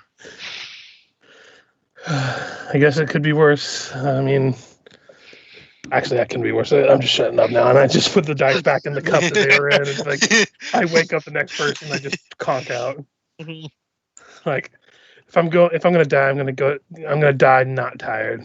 Best get some sleep and quit playing with yourself over there.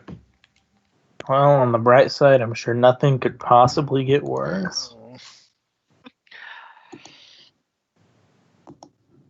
Yeah. So as the next day you start the trek out, I will start revealing the next area in a second here. Get something. You Still comatose. actually no, she's starting to come to. She's very foggy, but her eyes have focused some. She doesn't seem to be able to speak, but she is kind of engaging in the world now. She doesn't have to ride, she can be gently led now. Well, that's good. Seems some kind of familiarity.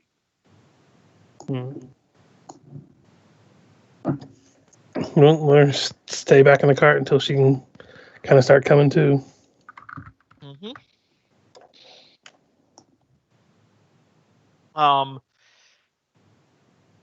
Yeah, you guys are coming around here, and Fergus, you're carrying a light, so you notice at first is that it probably wouldn't have been visible in dark vision, but you notice that there are carvings into the natural stone of the walls here. Mm-hmm. They're very they're larger, reaching floor to ceiling. In no particular art style. It's kind of like vague, just like outline, very ancient looking. But it looks like just kind of vague, generic, like humanoids. Mm-hmm. In like various like positions that make you feel like panic, and some are bending down in supplication. But then you do see other carvings of these humanoids using spears on other ones, and it looks like tearing chunks out of each other's heads. Huh. What does catch your eye is that there is much newer, newer as in probably years old, but there is carving in Undercommon. That's definitely not. It's just words, not part of this, because it's kind of over the top. That just says, "It's following you."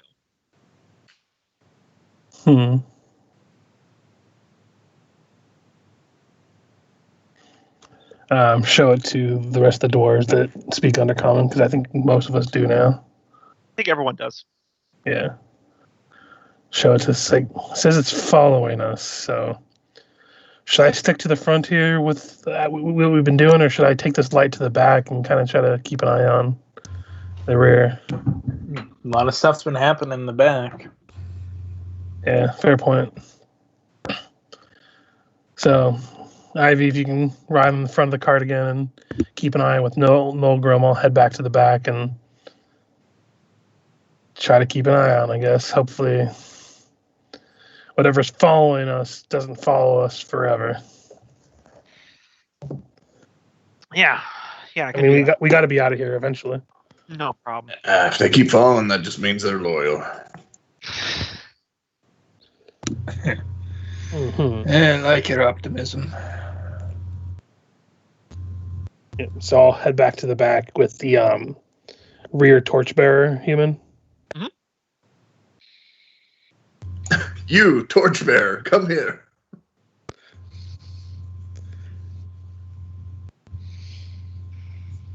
All right. So, you all keep progressing. Well, you can't spend your whole life being afraid of every little demon that tries to scare you. There you go. Just keep trudging on.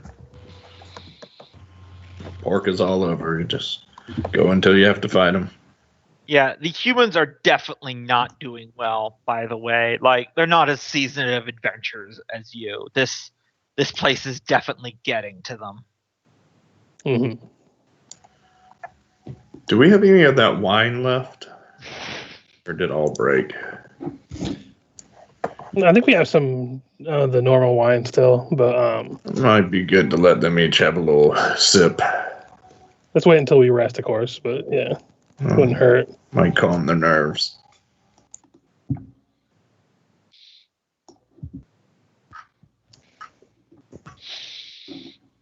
Yeah, do you guys take like an afternoon rest or mid rest or something like that? Equivalent of like a short rest? Probably. Lunch or something. But Yeah. I imagine we're going to be pretty restless at that, just kind of not doing too much resting, just kind of keeping alert. Mm-hmm. Do you guys end up doing the passing out the wine thing? Yeah, Sure. Okay. Yeah, so the humans are grateful. Maybe it'll calm their nerves some.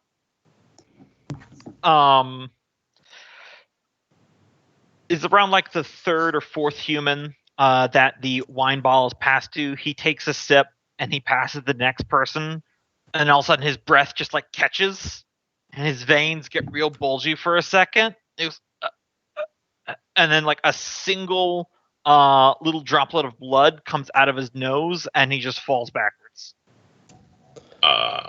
Thrum snatches the bottle. Yeah, I'm gonna run to the guy that's like nose is bleeding. Yeah, he is dead.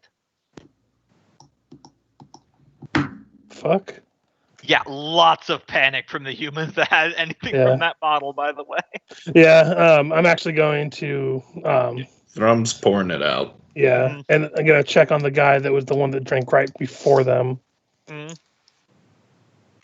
Try to make a show of it, of like, okay, now open your mouth, let's make sure that, you know, nothing's happening to you and stuff. But in reality, I'm trying to get a sense of, did this person like have anything on them they might have added to the wine without us noticing, kind of thing. Give me an investigation.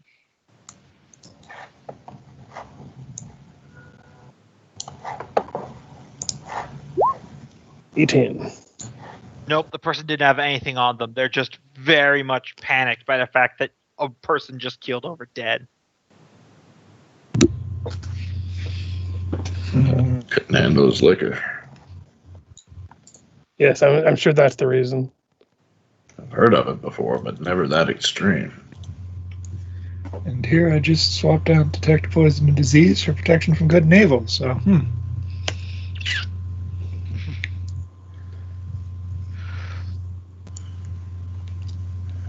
Well, finish up your biscuits and let's move on. Tomas says,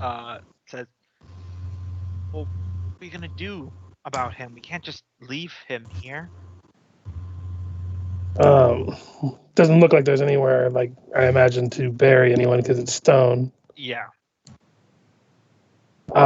We don't have way of kindling. I don't really know what we could do. Otherwise, we can't bring a dead body with us, and we have to think about those that are still living. I don't know how this happened. Like, you saw the group drink from, like, I'm pretty sure that some of us dwarves drink from the wine before we pass it along, and so I don't know what's going on. Look, we all knew this was dangerous when we came in here. If Father Mountain takes care of his dead, we can just leave him. If it makes you feel better, I can't remember the name of the god out of character, but the god that they worship. Yeah. Basically, we can say like a prayer to them before we depart. of course, on the flip side, dwarves are renowned for having toxin resistances. And, yes. Well, there's no use telling them that. Yeah. I'm just saying, he might know that. Depending on how much he knows about dwarves. That's just me playing devil's advocate out of character. Because, paranoia is fun. Oh, yeah. Well, he reluctantly agrees to move along because there's nothing they can do. They don't want to risk losing everybody. Mm-hmm. Yeah, I definitely offer to say some prayers over his body. It's probably a nook or crevice that we could shove the corpse into. Maybe put a rock over the end so that nothing from that side will eat him.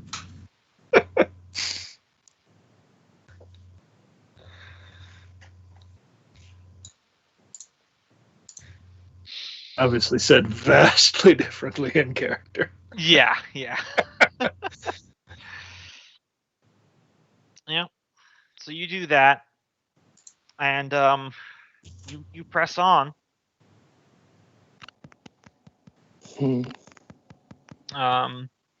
Any additional or changed security precautions at night?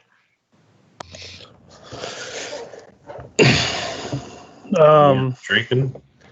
I was gonna say we also could have one of the humans stay up on their own watch as well, in addition to ours. Just kind of add to the group because with 14 humans now. Well, 13 if we count the one that's in comatose. Well, no, it's 11 because there was 12 that before. too, but they were just kind of terrible at it because they're half starved and probably level 1 commoner slaves. Yeah, yeah. I'll let you know this now. They're commoners. They got 4 hit points. Yeah, basically Probably. what I'm meaning is like they're not really there to keep watch so much as to kind of be awake for something goes down. We can use them to rouse the others. Mm-hmm. I'm sure they can still scream real well. Just during my watch, I'm having the skill defender kind of go around the camp we set up. We got quite a few people here, so just to cover the ground.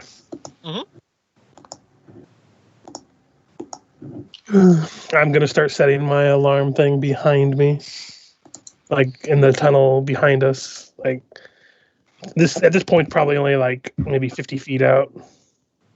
Yep. So the alarm's 50 feet behind you? Yeah. Gotcha. And it encompasses like a 20-foot cube, so Yeah. I'd assume that'd be enough to block the entire little area back there. You would be correct. And it's a silent alarm, I assume? Yeah, it's the one that alerts me mentally. Yeah.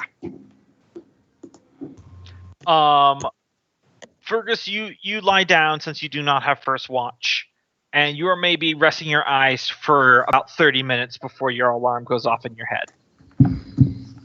Okay. Probably just gonna jump to my feet and semi-panic and try not to wake too many people, but like any of the dwarves or any of our allies that are awake, kind of motion towards the back and. Yeah, that'd be Miku and Freya according to the camping notes. Yep.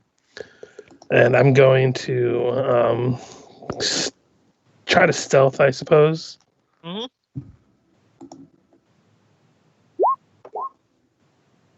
No, I shouldn't have that +4. So it's an 18. Yep. And just gonna make sure that they know that I was doing this, and I'm going to try to go investigate a little bit. Just basically get to where the alarm is set, just on like a little bit to the edge of my dark vision, and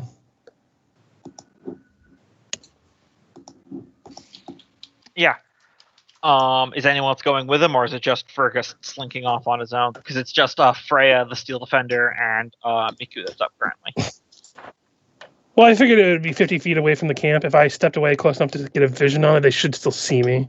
Yeah. No, I'm just wondering who's close to you or not. Is what I'm Do you just say you trying to- woke us up? No, I just alerted the people that were awake. Okay. So it's just Freya and Miku. So what's the plan? When you get to around your alarm is there, Fergus. Mm-hmm. You're you know what? Let's do it this way. Give me a perception roll.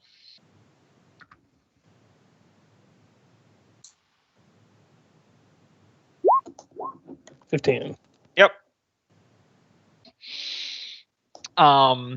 You see something just before it goes past the edge of your dark vision, but it's something far more concrete than anything anyone's seen up until this point. It looks like the basic parts of a human, but the proportions and scale is all wrong. It's not only larger, not like huge larger, maybe like 1.5 the size of a human, but its arms and its legs are far longer and lankier than a human should be.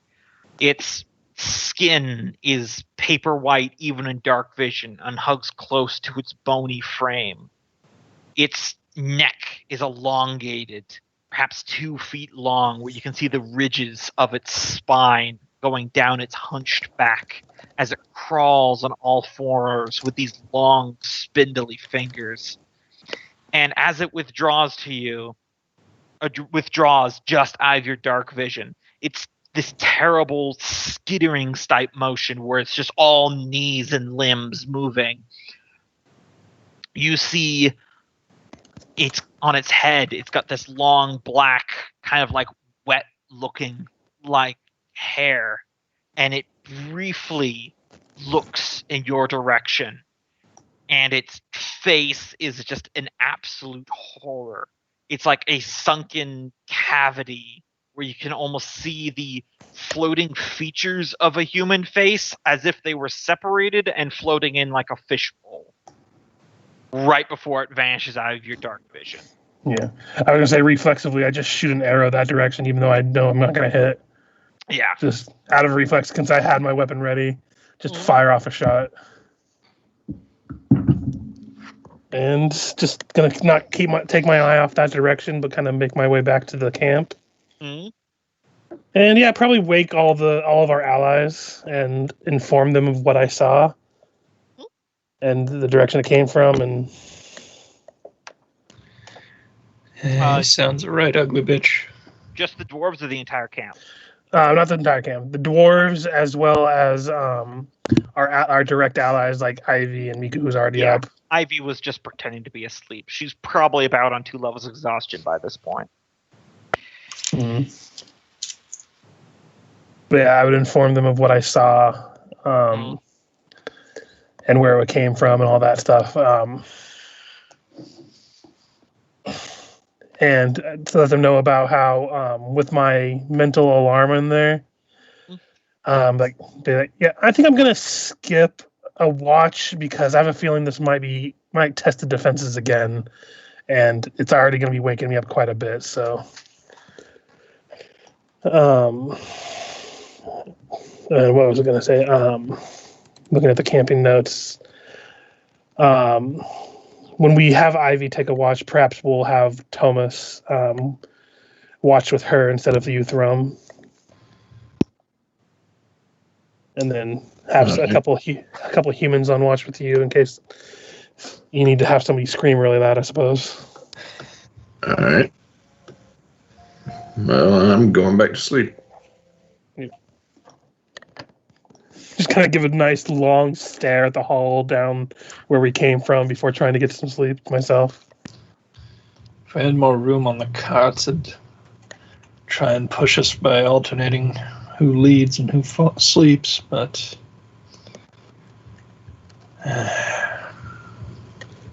when you were describing it, this is all I could think of, by the way. It does not show an image for me.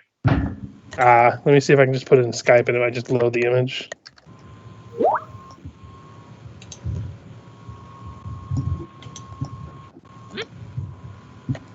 Yeah. It's a mist lurker in Warcraft. Oh, I see.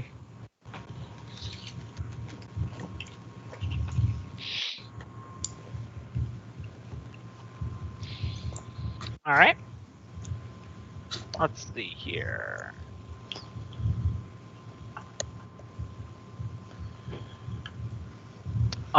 So shift 4. You moved it around. That's Thrum and who? Thrum and probably just a couple humans to watch with him. Okay. Because Thomas is going to be up with Ivy.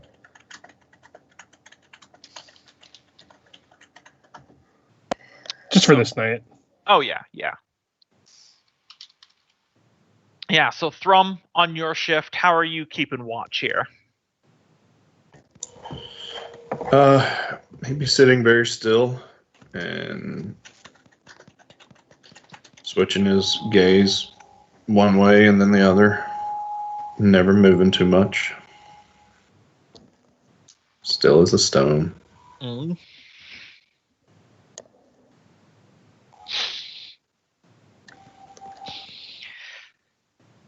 You kind of have a thought pop into your head, Thrum, that takes you a good 20 seconds to realize it's not your own.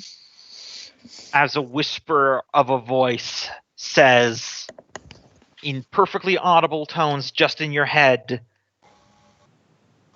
how can you control anything if you cannot control yourself?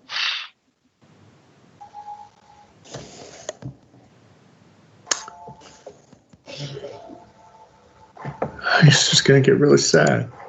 Mm-hmm.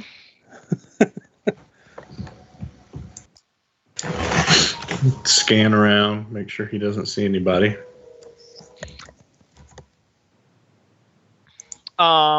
You don't see anybody, and that's problematic because there's another 2 humans on watch with you. All right, now he's gonna start waking people up.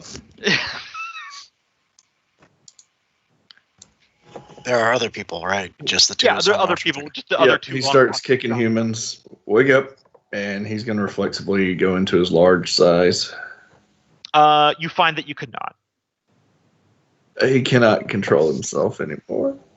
Now he's very sad. But you are managing to wake up people. You said you woke up the humans. What about the rest of the dwarves? Yep. Waking them up too. Looks like we're missing 2. Nolgrim's going to send the bat out to try to search for him. I wouldn't go ourselves. I think our best bet is staying close.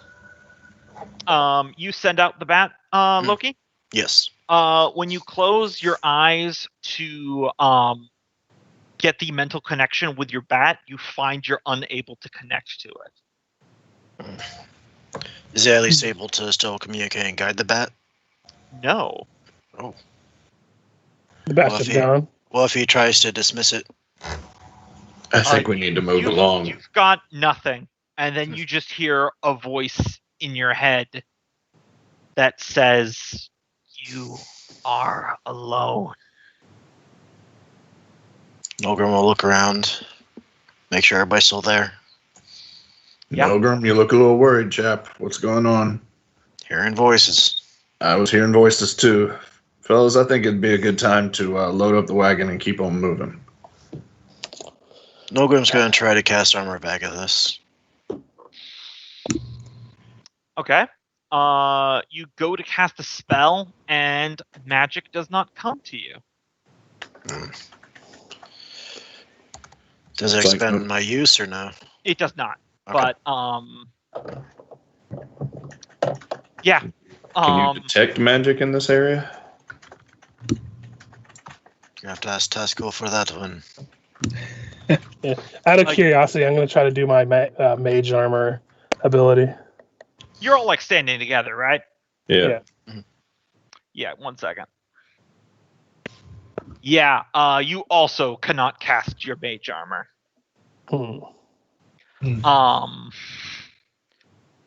You then feel a single wet droplet hit you on the forehead, Fergus. It's doubly odd because you're looking down. Yep, just going to go ahead and look up. You see the thing that you saw before. It is clinging to the ceiling. It's got one of the humans with its face fully pressed into the stone.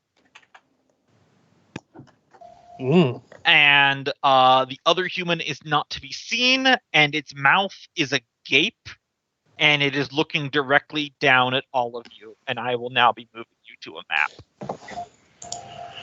Well, at least we get to fight it. The worst is when you never get to fight it. Okay, let's see here. You say that as it's like not going to just play with us. Especially since it's probably at range and only us, classic weapon, range weapon will probably be able to hit it because spells ain't doing shit. Gotta move your characters onto this. Well, we got that Gloomstalker. Fergus sits over there being like, am I just nothing to you people? That's what I was referring. You're the one to go to. Just It's all on you now. And Freya. Oh, yes. 2 shooters. I got a crossbow somewhere. Thrum spends the whole fight rummaging through the cart. I know I left it in here. I know it's in here. Is that, nope. Oh, I forgot I had those. Okay. Let's see. This map's going to have dynamic lighting, so I don't think I remember to set up your guys' token lights, but I think I created a light source, so you guys should be able to see. Can you see? Or is it just Can you shift click us and see? Nope. Yep, it's all black. okay? You have to configure our tokens. It says has sight. Gotcha. I'll If just you don't do that, even if there's light sources, we can't see. okay. Gotcha. That should be. Oh, I can vaguely see something. I can There see we the are. Like alright. a There we wagon, go. but I don't see any tokens. Yeah, I'm slowly but surely turning on vision for your guys' tokens. I forgot to set default dynamic light settings for all of you guys. So give me a second. It's all right. It's like our power went out, and we'll slowly have it come on one by one. Actually, before we get into the fight, can we take a quick bio? Yeah, sure. I agree. Whoa, that's a lot of people. That's all the Hey. human refugees. So, God. looks like Ivy has cover to me. This thing here. You guys should be able to see the monster, though. I've seen that picture before. Yeah. When you first described the fingers, I thought it was going to be doppelgangers, but that looks different. Mm-hmm. Welcome to the world of homebrew. Actually, it's not homebrew. It's just. Well, I mean, modifying the stats because I imagine can't find exact things. No, this is actually from the Theros book. It's just I use the art too because I'm like that is magnificently creepy, so I just stole it. Nice. Yeah, this is one of my first maps with dynamic lighting. I guess I can go and.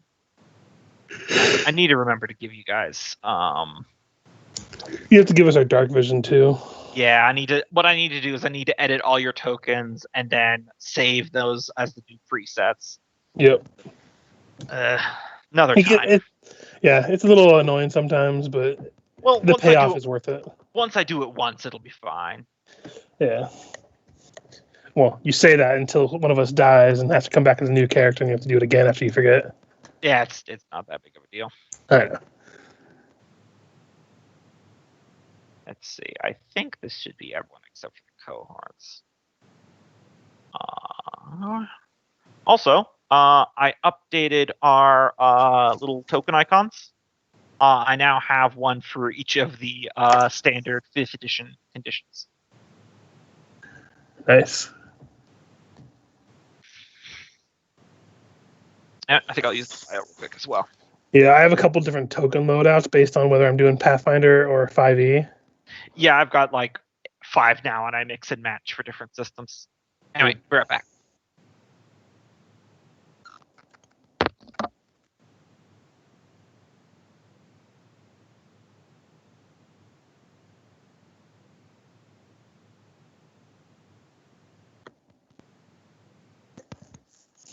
I'm back.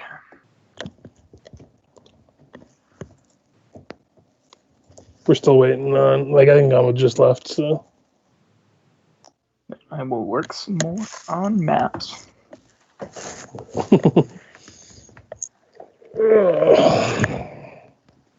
just got this one last battle map to do. And then I'll be done with book 1 and I can start on book 2.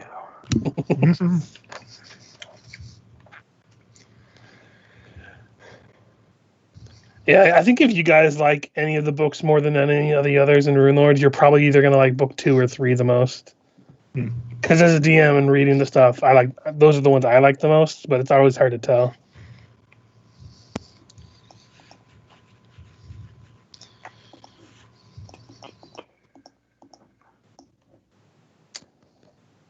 Incarnate.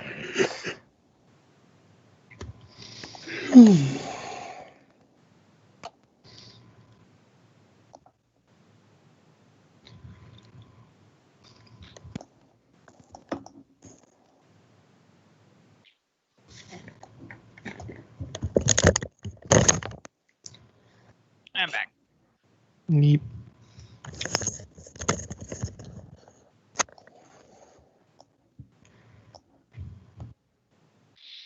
I'm working on battle maps for Curse of the Crimson Throne Gombo. So what are you guys thinking of the Path of Walking Madness so far? Very madness. A lot of walking. Yes. K. Razzie.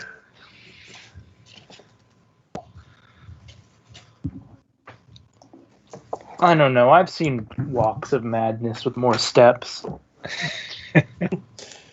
Don't you remember that one you have to climb up in Skyrim and there's that random troll that rips your shit when you first I play the know. game? That thing literally threw me off the mountain the first time. Yeah, that thing fucks everyone's day up. You don't expect it, especially if you're playing it for the first time and you're actually doing the main story. You're usually vastly underleveled compared to what that troll can do to you. Mm-hmm. Yeah, because they heal everything except fire damage. Joke's on them. I never do the main story until after I've exhausted like 3 different of the main side missions.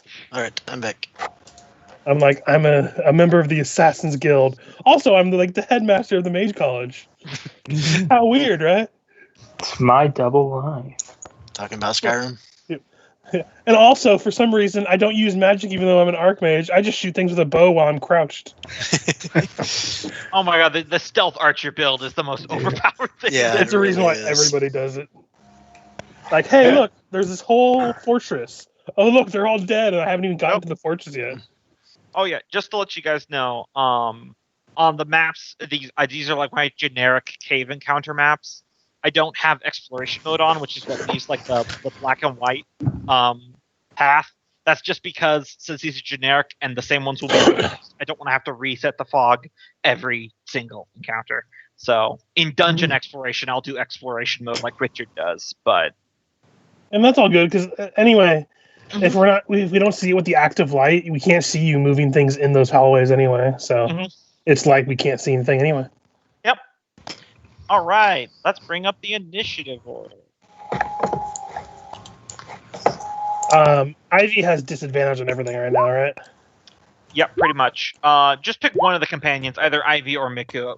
There's so many actors in one enemy. I don't. Even with her disadvantage, probably Ivy. Yeah, it's fair because she's got here, Ranged. Get 2 levels of fatigue. I'll modify real quick. My fatigue thermometer. Disadvantage on ability checks, skill checks, and attack rolls, I believe. Mm-hmm. Yeah, once everyone's up there, let me know. I think we're just missing Thrum. Yep.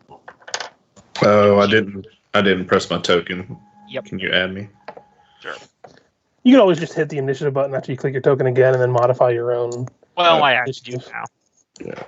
I'm just saying for future. It makes it easier sometimes. Yep. Making the GM do something. All right. So first up is Freya. Yep. Okay. We are going to. I can step past Fergis, right? Yeah, but you'd have a lot of trouble getting around the cart in this narrow hallway in a speedy manner. And Well, I think he's talking about going this way. Yeah. Yes, you can. And it's 15 feet up on the ceiling, to be clear. Okay. Stepping back. Gonna hit him with a marker light using fairy fire. Your spell fails. Oh, yeah. Shit. Okay. Well, in that case, and that still takes up a standard action, right? Yeah, because you didn't know it would do that. Okay, can my Steel Defender move through this hallway? Yes, I can. Oh, here, let me give you your Steel Defender. I'll give it vision. I can always think about that. I always give them vision, but I don't give them like dark. If they have dark vision, I don't give the two of them in for you guys to see, because you guys wouldn't see what your animal companions see very well. Yeah. Here we go. It has 60 feet of dark vision. Oh, it does. But you don't need to show me that, because it's a Steel Defender. I wouldn't be able to see what it sees anyways. Yeah, so it's all good. Okay. So can I move him up here? Yeah, you can. Okay. Also, I think it would be fully healed. Yeah, it would would be. have ended it by now. I mean, if I didn't, we've taken much more than a long rest at this point. Probably that gap by the human would be difficult terrain, but you got so much space, it doesn't matter. All right. And not flanking with anyone, because no one's quite in range. And there's no flanking in this. Oh, yeah, you're right. It's on the ceiling, though, isn't it? 15 feet up? Oh, right. Yeah, it is 15 feet up. Climb the wall, dog. Steel Defender, ultimate traction mode. Become a stepladder. Okay, All right. and I'll keep it standing right there, because it'll still provide deflection. Mm-hmm. Ivy? Quick question for spatial awareness. How tall is the wagon? I would probably, without needing to do too much measurements, I'll just say a medium creature on the wagon could melee attack it on the ceiling. Okay. I feel like that's fair. Like, it would be like you'd be jumping and swiping at it, but it's not flush with the 15-foot ceiling either. So. Okay. Because with its long, lanky arms, it's got 10 feet of reach. So I would say that could probably reach the floor. So plus wagon, you could probably get it. Okay. Good to know. Ivy whiffs it. Yep. All right, Thrum. All right, Thrum's pretty pissed that he can't, that this thing's whispering sweet nothings to him, so he's going to try and go into rage as a bonus action. Yep, you can rage. Rage is not magical, so you're cool. All right. I give you a little And rage. then he's going to run up here, jump up there, and take a swing with his, he was walking, so he'll have his spear out, two-handed spear.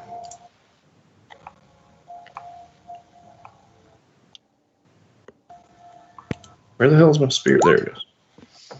That'll hit. 7 damage.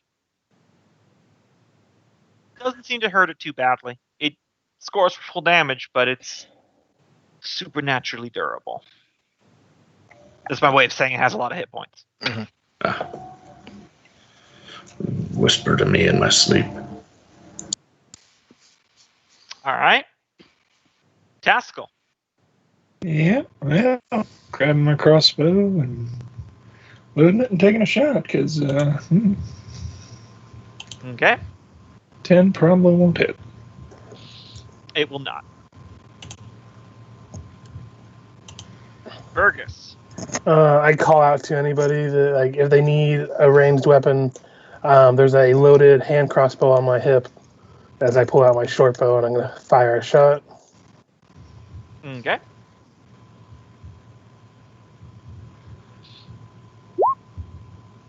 That'll hit. For 15 points of damage. How are you getting the sneak attack in this instance? Because Thrum is attacking it and can reach it. Okay, so. cool. Just making sure I understand. Because despite the name, it's not. You don't have to be sneaky Yeah. to get sneak. They really need to come up with a better name. Like, just call it Yep. a precision attack or something. Mm-hmm. But then I'll bonus action give advantage to Freya's next attack. Gotcha.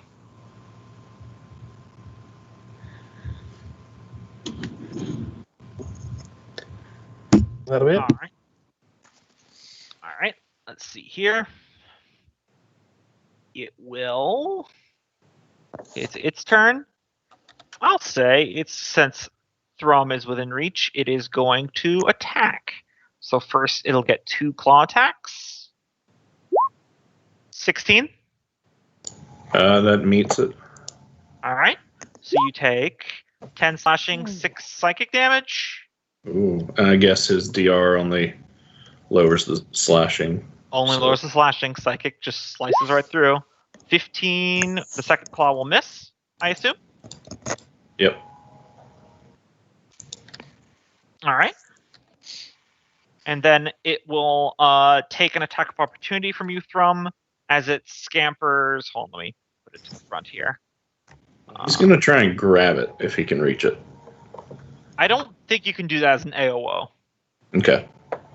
Then he'll just swing. Plus, also, you're wrapping your arms around it. Like, with a spear, it's reasonable that you can hit it. That'll miss, Yeah. but it's going to scamper along the ceiling to...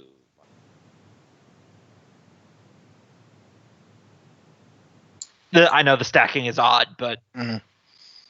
so that'll spear will not hit it. It glances off of its skin, which is just weirdly uncomfortably rubbery. All right. And its mouth is open, so Nolgrim. Alright, Nolgrim will point to it and say, "May the wrath of the ancestors be upon you," and try to hit it with the grudge. And the wrath of the ancestors are not upon it, as you find yourself, you feel it like within yourself, the magic deserts you when this thing's face turns towards you. Okay. You can give me an insight or an arcana roll as you whiff there, if you'd like. Yeah. It's doing something to fuck with your magic. Yep. Alright. With that, you'll just climb up here, and it's about all I can do for now. Mm-hmm. The humans are starting to wake up by this point, by the way. Of Yeah. course. Freya. Okay.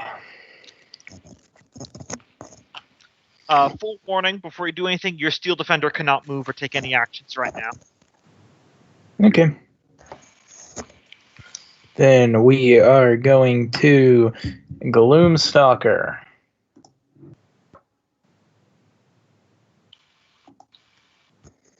Two attacks. Yes, and then I'm not at advantage or disadvantage, right? No, you're just a normal attack.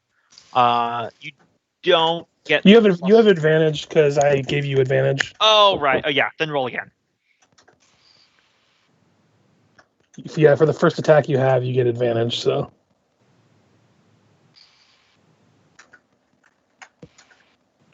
Yeah, because that attack would miss. So go ahead and roll it again. Okay.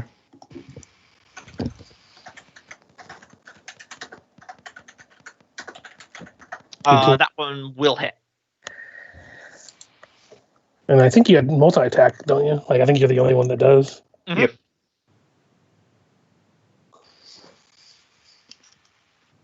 That one will miss. I think only the first one. Yeah, only the It was first one only will the get first one? advantage. Yeah. Okay. It's not no fancy fairy fire.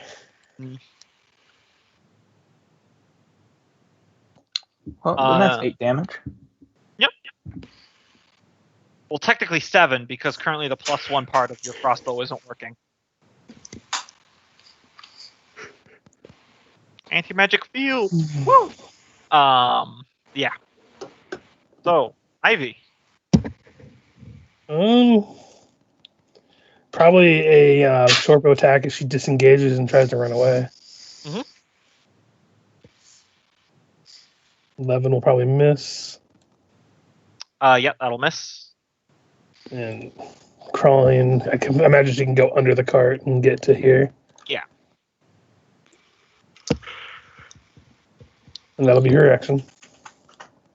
Make it cluttered. All right, Thrum. All right. So if he has 10, would you say that he can take 2 steps here on the cart and move 10 feet? Yeah. To perform a jump afterward to move the rest of his movement and try and jump and grab this thing? Sure. All right. So here he goes. He's going to go 1, 2, and then woo! Fly through the air. This worked really poorly the first time he tried. I'll move yours up to front. All right. So- Give me an athletics. Athletics, he's got advantage since he's raging right now on it. You succeed in grappling. All right. It's his fighting style that when he does a grab, he damages it. Okay. That should just be the damage. So 9 damage. 9 damage. And I guess he's just hanging on to this thing now, All right. murmuring cuss words. Taskill. Well, given how none of the compatriots is slinging spells around, at least the ones capable of it, pretty obvious it's doing something. I suppose I'll just have to move and take another crossbow shot. Yeah. That'll hit.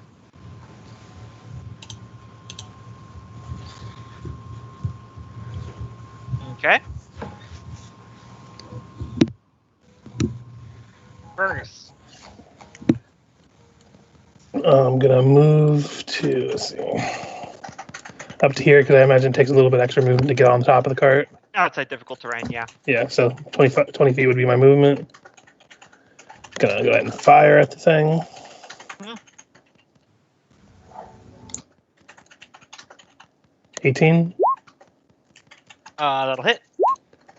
for 12 points of damage. And go ahead and... Does Nolgrim look like he has any kind of ranged weapon? Nope. At least none that work. Yeah. But yeah, I'll just yell at him like, "Take the hand crossbow, man!" And I'm gonna give advantage to. I'll just say Freya's next attack again. She's still in range. Yep. She has the most sight on this thing. All right. Now it's this thing's turn. First thing it's going to do is it's going to make 2 claw attacks against 2 different humans within range. So this should be pretty just making sure he doesn't get a natural 1. Yep. Is he disadvantaged since he's grappled? Nope, that's a different condition. Ah. So that's 2 dead humans. And now here's the fun part. He's got a bite attack, and it says he can only use a bite attack if it's against a target that he's currently grappled with. It didn't say he has to be the one that initiates the grapple. So, Alright. Thrum, you're hanging on to this thing like by its long, like 2-foot neck, but it's far more flexible than you think it is, and it bites you in like the shoulder. So let's see if it hits you. Alright. 15? It misses. Good. You want it to miss. It would have been very bad. It is then going to. Well, he's not in control of the grapple, so he's not currently going to move. But As he's grappled, he doesn't have any movement, right? yeah, this is true. Okay. I mean, I would argue since you're technically hanging off of him, like I understand that he can't move right now, but I'm gonna say you probably couldn't drag him because then you're just kind of dangling. Yeah. I feel like that's Like every fair. time he tries to move, he probably slaps or kicks or Yeah. claws at his hands to keep the creature from moving. Yeah. But not exactly like you can just grab onto the side. Yeah, he's not overpowering him. He's but a Yeah. very big nuisance. Mhm. All right. You don't have advantage against attacks against a grappled creature, right? Nope. That's restrained or prone. It is neither. Yeah, that's next round if I can get it. Nolgrim. All right, taking Fergus's advice, he's going to retrieve the crossbow from his hip. Would that be a move action?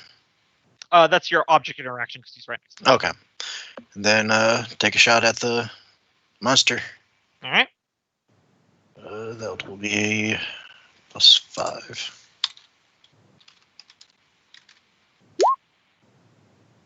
$24. That's it. What's the damage on that? The damage of the hand crossbow is 1d6 plus 6 dex. Dex. Okay. You guys are getting some really good rolls, just have to say. 5 damage. Do you have any spare quivers or spare quartles? Yeah, I'm on it. Hold on. And on Um, my turn, I'm just going to drop the hand crossbow bolts I have. Gotcha. Freya. All right.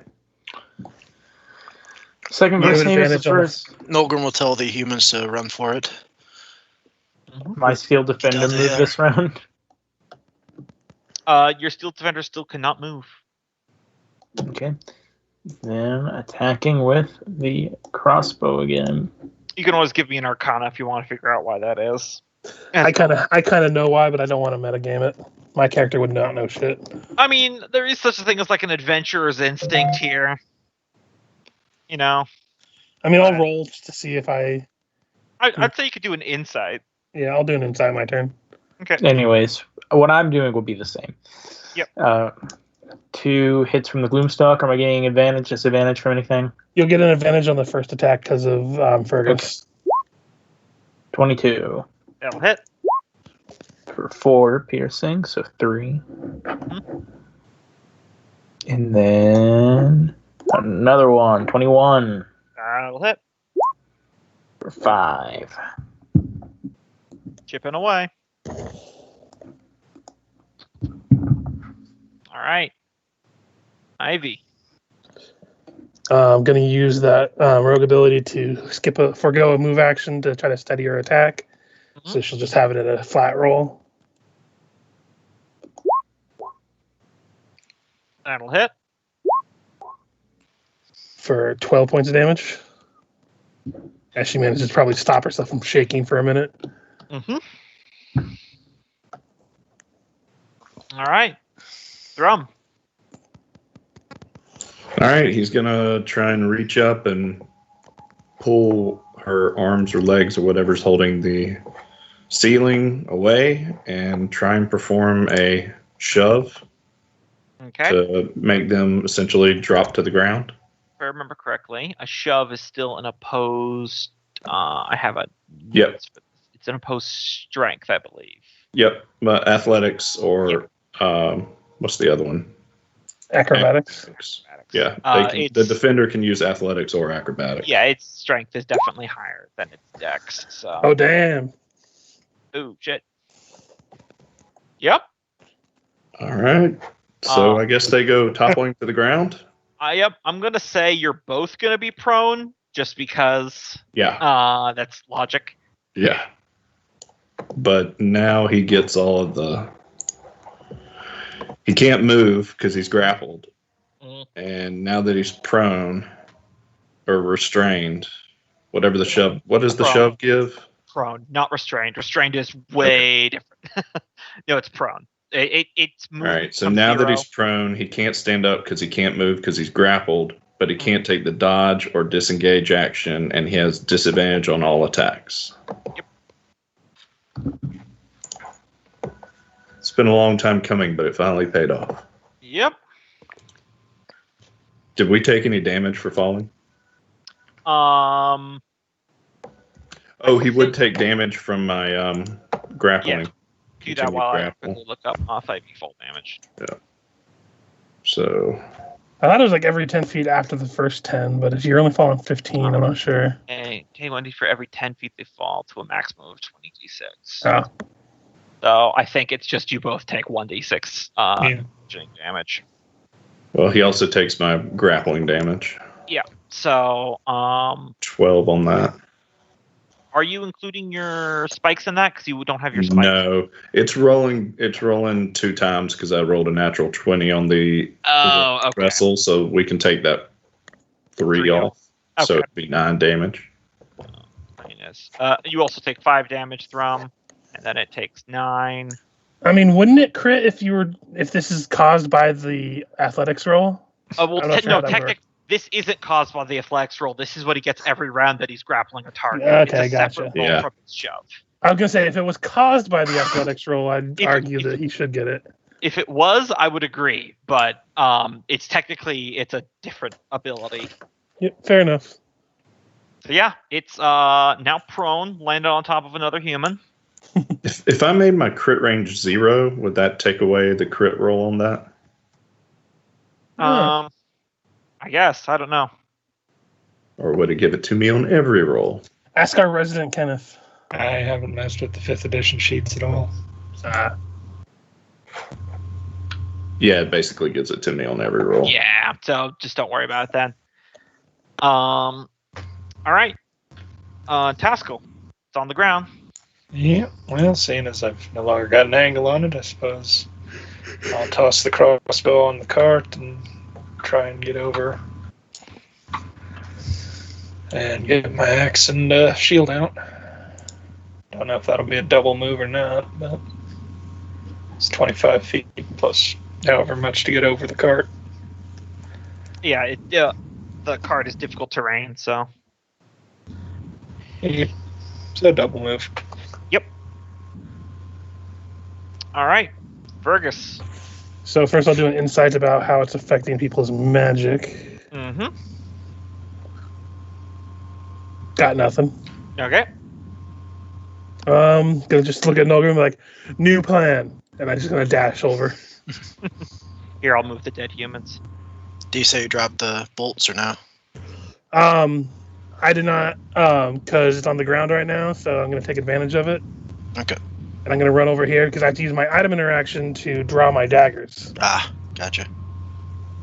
Technically, I think you can only draw 1 per item interaction. That's. I thought since I have 2-weapon fighting as a combat thing, okay.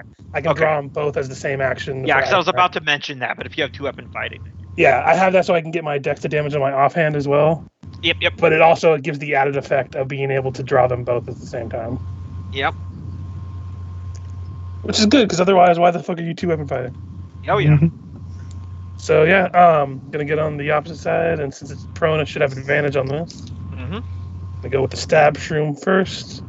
Although, before I roll it, it's not gonna affect it either way, but is it going to be with the poison damage on it, or no? Yeah. Okay.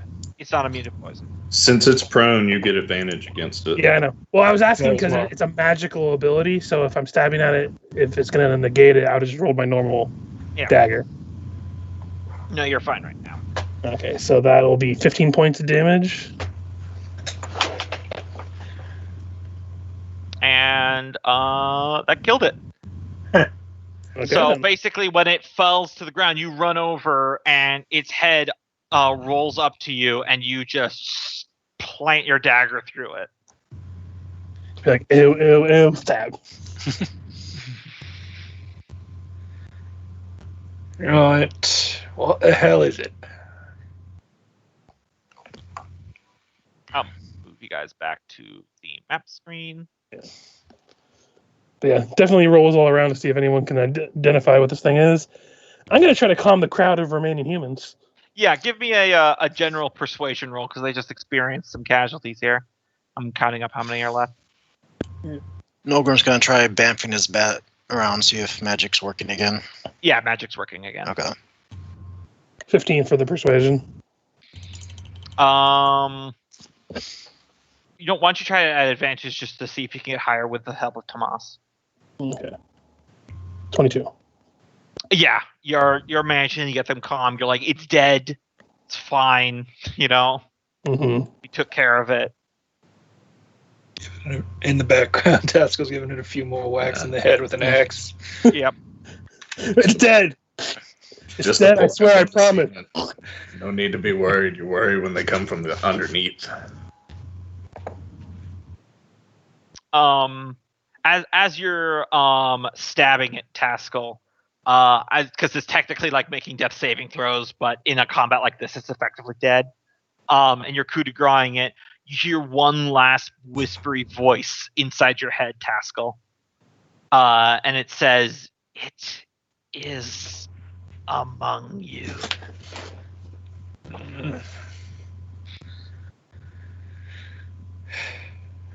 That's comforting. Now the question is it lying, telling the truth, or just one final act of spite? Insight check. Yes to all three. Mm-hmm. All right. So, anyone who wants to can try to do rolls. I'll say probably Arcana to try to establish what it is. Yep. And yes, everyone's magic is working again. That's fair. I rolled a 5. Oh, I've still got advantage on. Never mind. So it's 3. 3. I'm not sure. Wait, I think no. Yeah. I had it, but it's gone now. So Freya and Nolgrim, by just comparing notes, you guys do kind of figure out. Richard might figure this out. Is that however, it was emanating a cone of anti-magic wherever its open mouth would point. Mm-hmm. So at the end of each of its turns, I was picking a 60-foot cone. That's why I was trying to make sure all you guys were like in one direction, and It's it would like just turn. beholder rules. Yeah, it would just turn off all magic. Mm. And some of the non-spells, non-magic items, I was just GM fiating what would be considered magical. What would have happened if it would have successfully bit Thrum? It would have hurt really, really bad, for one. Mhm. Your best guess on a 25 is that it might have turned off any magical items they had onto them for a period of time. Mm. Like a disenchantment. Oof. Also, purely out of character shop talk right here. I'll just let you know, its bite does 2d8 plus 4 plus 3d10 psychic damage. Oh, It hurts yeesh. really bad. No, thank you. Damn. Yep, this thing wasn't so hard. Yeah, that's about 20. Yeah. In one bite. On average. Assuming it doesn't spite. And we all know when you're the GM, it never rolls average. It either rolls crappy or it kills your party. And that's in addition to its 2 claw attacks, by the way. So, it's just the fact that you guys were able to action economy it down. It was beefy. But other than that, examining it, you're not 100% certain what this thing is. You would classify it as an aberration, a wrong thing, something that shouldn't exist. but it's very hard to shake the notion that its core biology and its form, though warped and distorted, is fundamentally humanoid. And though you're not certain what would cause it or what would happen, you can't shake the sensation that it was once not this. It might have been something else. Someone else.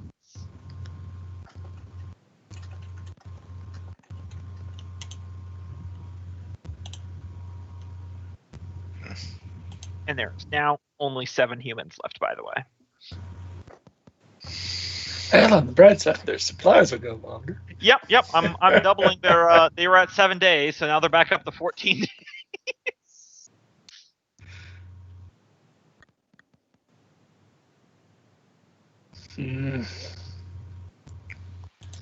Yeah. After everything's calmed down, call a meeting of the dwarves and tell them the last thing, presumably it said, in my mind, as it lay dying. I want to think it's just spite, but this might not be over. Well, if you were to do a sweep of, do a magical sweep over the humans, do any of them stand out?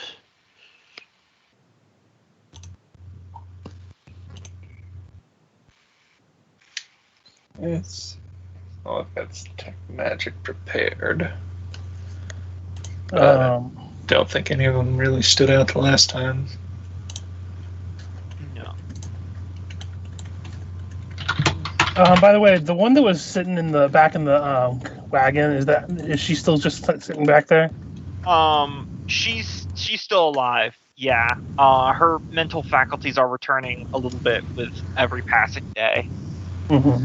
Suppose overnight I'll swap out magic for detect evil and good.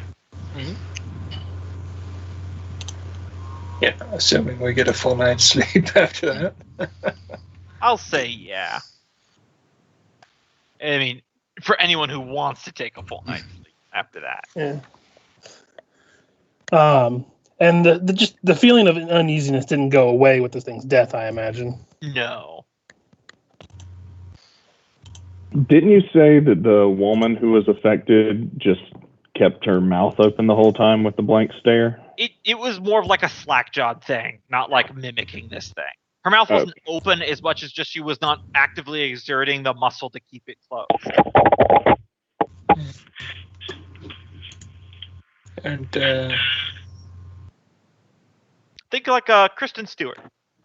I don't like it.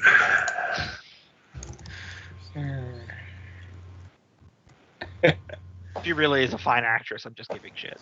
Oh, she does have her mouth open a lot of times. Yeah. Yeah. So the rest of the rest goes by, though the humans do not sleep very well. Ivy's still not sleeping. Mm-hmm. The presence, that feeling that you guys have been getting hasn't abated. You feel like you got a symptom, not the cause. Yeah. Next morning, first thing, detect evil and good on the group. Let's see. Yeah, have us all stand together since Thrum touched it. 5e version says for duration, if there is an aberration, celestial elemental, fey, fiend, or undead within 30 feet of you.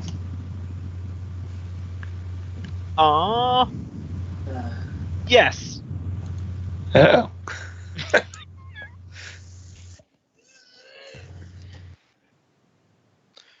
Nolgrim's going to.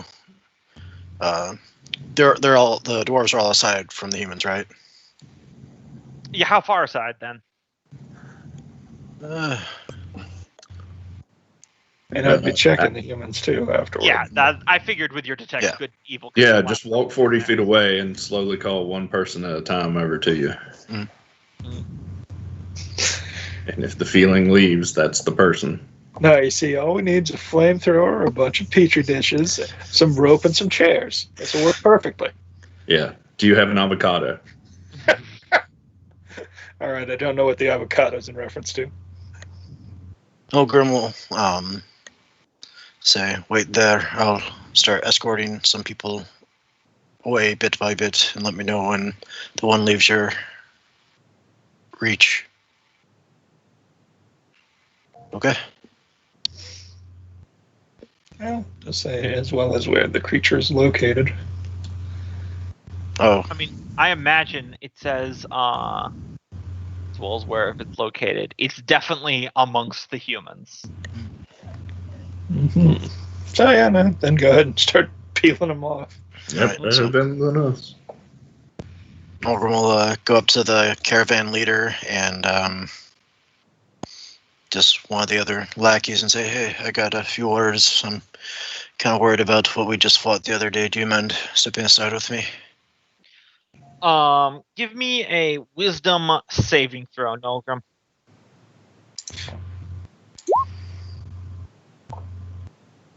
Okay. Never mind. You're fine.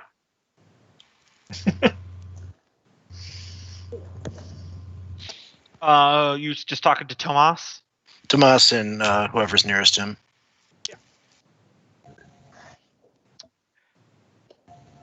Yep, they nod and step aside.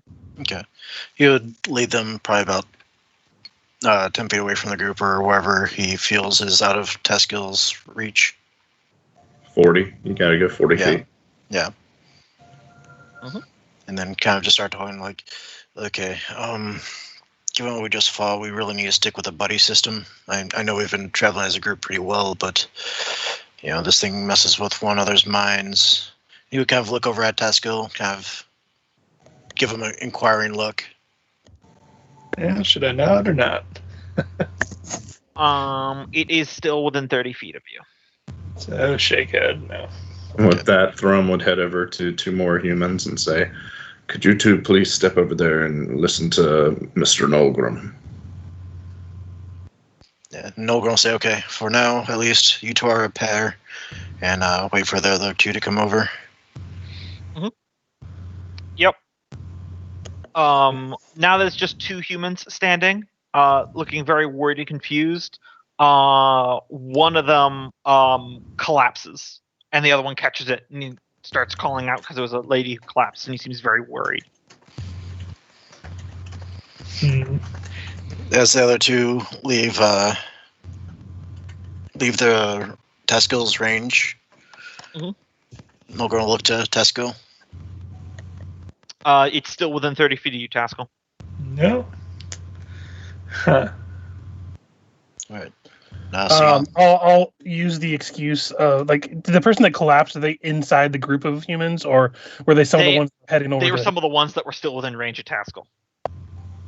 Okay, I'm gonna make a show of trying to get them to step back towards Nolgrim to make sure that there's nothing that can spread, and try to like nudge, like say half the group over towards him while I go to investigate the person that collapsed and try to check him out. Try to basically separate the group a little bit. No, the four that Nolgrim already pulled aside would say, "Okay, we got this." Kind of step back and just kind of try to keep himself between the four survivors and what's going on over there. Yeah. And you said that there was two left, one that fell, and the others that went over there to help. Yeah. Okay, Nolgrim will. I just counted. There's, including Tomas, there's 7 humans left, so that means that there was actually 3, and one of them collapsed. So sorry. Okay, Nolgrim will wave to. So you said one of them went to help the guy that's laying down. Well, they were like standing next to each other. And one of them collapsed. Yeah. Like, So that means So of the 7, 4 of them is still detected as evil when those 4 left. Yeah, 4 are And one of them clear, collapsed. 3 are left, 1 fell down. Fergus ran over to help him. I'm going to grab the 2 who are still standing and say, back away, and back them away all the way over to Nolgrim. Those 2 that are standing, are either of them the lady that was in our cart for a while? No, she was one of the ones that was walked out with Tomas. Okay. All right, I'm going to take the last 2 out. Give me like an athletics check, Thrum, to like physically wrestle these people away, because you're fairly certain the lady that collapsed was someone's wife, and he's not having. Totally picking him up and just carrying him out. Yeah, you wrestle them back. She may be contagious. You have to keep your wits, man. No, Our but you have doctors to make will sure handle that it. Yeah, I'll play along and put put a scarf over my face, Mhm. and I'm gonna examine the body. She is stone cold, like a dead body cold, and she literally was standing a minute ago. Yeah. So does this look like she's been dead a while? Kind of cold. Like does it, like get the sense of like a body that's been left for a couple Give days? me a medicine. Yeah, I'm not great at this, but this is interesting.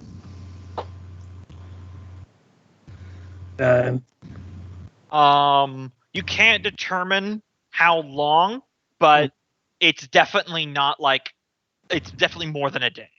No rot setting in. Okay. All right. And then I'm also gonna, if I could, like, kind of give an insight of the two that he pulls away. Mm-hmm. To do either of them look like they're moving erratically, other than panic? Like we're all kind of on edge, but like that kind of like they move someone who isn't understanding exactly the best Like way an I can describe the automated body. anatomy of how a body would work. Yeah, sure. Go ahead and give me an insight. 9. That's the number of the night. They both still seem normal to you. Yeah.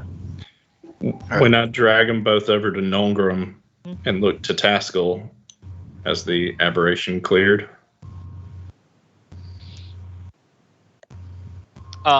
It is still present within 30 feet. So one of the two remaining. Or the dead? Well, I just took the 2 remaining out of the circle. Yeah. So now all 6 humans that are alive are out of the circle. Yeah. All right, stay back. Stay here. Something's We'll wrong handle with it. the body. Taskill, walk away a bit and see if it's the dead body. No, Nolgrim's going to look up at the ceiling, and in fact, have his bat companion use echolocation, make sure there's nothing invisible around. On the ceiling? Yeah. Yeah, there's nothing on the ceiling. Okay. Is there anything invisible around through blind sense I could detect? Blind sight, 60 foot. Let me see. Have your bat give me an intelligence saving throw real quick. Intelligence save? Yeah, your bat.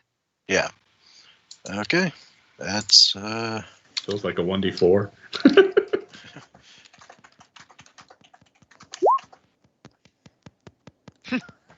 Okay, 1 second. that is not smart. Wow. Actually, wait. Let me see if it has. Find familiar. See if it has a.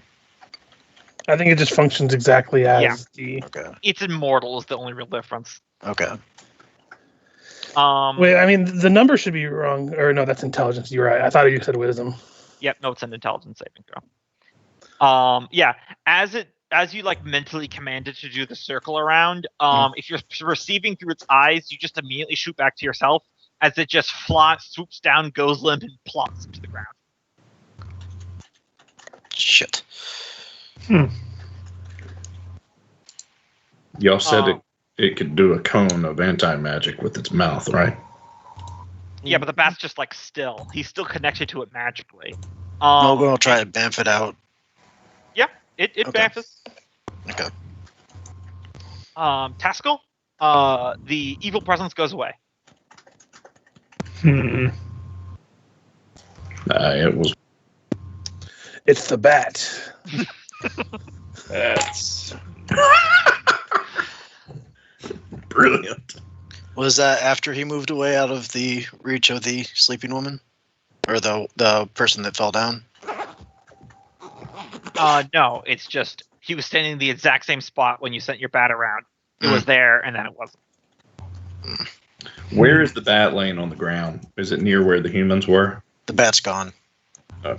Yeah, But when it fell, did it fall near where the humans were? just by the wagon.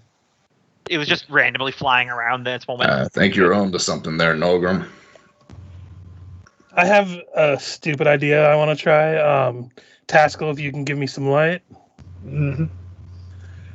So like using like an arrow tip to kind of use as like a makeshift light from his spell. I'm gonna go rummaging through the wagon until I can pull out that silver mirror we have, Mhm. like that big one. Yep. And I'm going to try to angle it around our area and see if I see a reflection of anything using the light. Yeah. Roll me a perception. Okay. Because what's a good horror setting without some kind of mirror-based shenanigans? Nope, you see nothing. I didn't think so. Nope. Plan was for naught, but it was worth a Could shot. you come here and What are you trying to do over there, son? He's got I like don't a know anymore. full-length body mirror thing going. Yeah. Taskill, come here, and Hey, Nolgrim's gonna try to get him in range of the humans again with his detect. Yeah, the humans are very confused on what's Yeah. going on.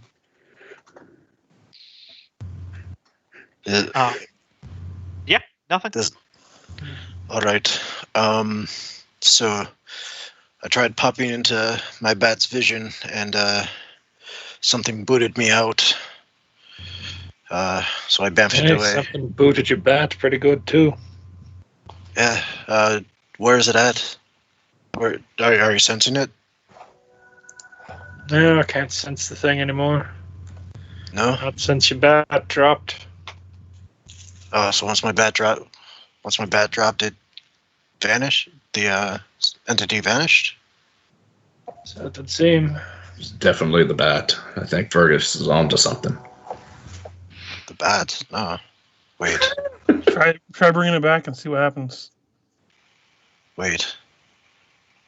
What if this is something that's able to take over bodies? It certainly seemed to be. Okay, this could be problematic. Nolgrim, didn't you say that a woman wandered back into the group during one of our first nights of rest? Like after they took a piss or something? Yeah, a guy went to the bathroom. A guy, needed to go to the bathroom, so I went out there with him, but he wasn't behaving oddly. I did hear weird, wet footsteps just beforehand. Have we perhaps took an account of the humans that are around here? Like, including the ones that just died. There's 2 that disappeared.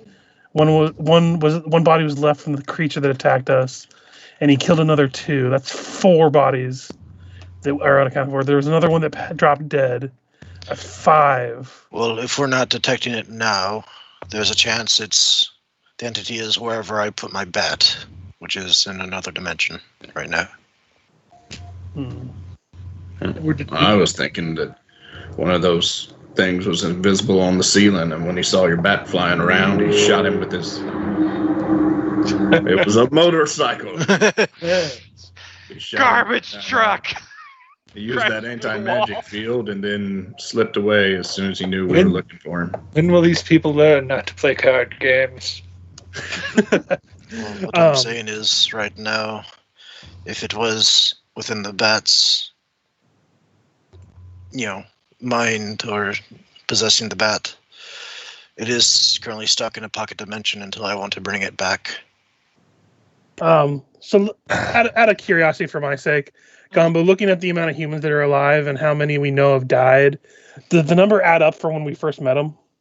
Yeah, mainly because I miscounted at one point. That's on me. No worries. Yeah, it went from 15 to 12 at some point. No, well, 12 was what we started with. Okay. Yeah. Yes, well, And we've lost 5, and now we have 7. And now you're down to, the 7th one just collapsed. That's why I said I miscounted. So Oh, good. All right.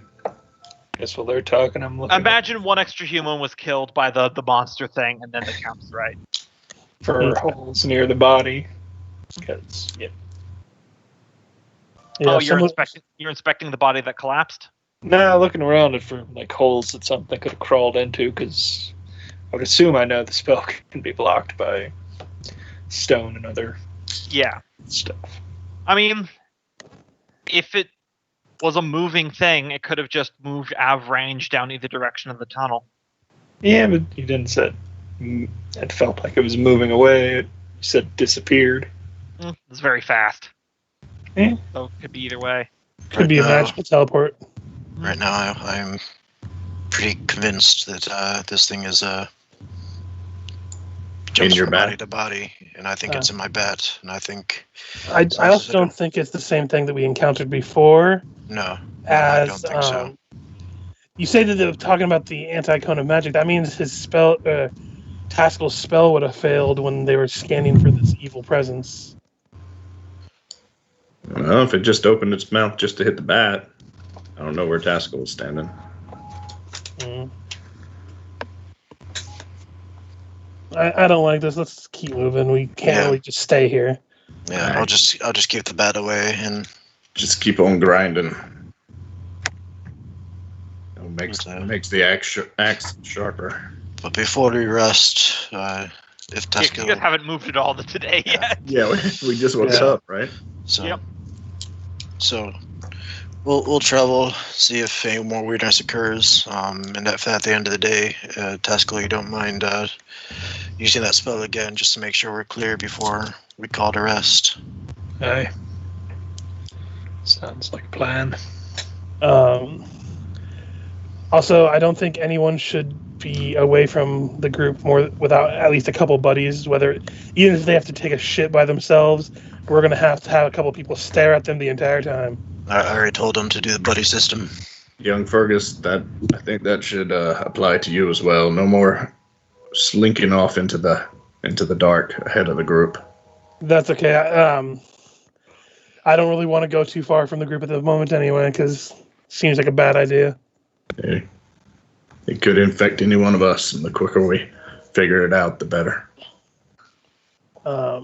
Looking at the Is this a path to, based on the map, to the?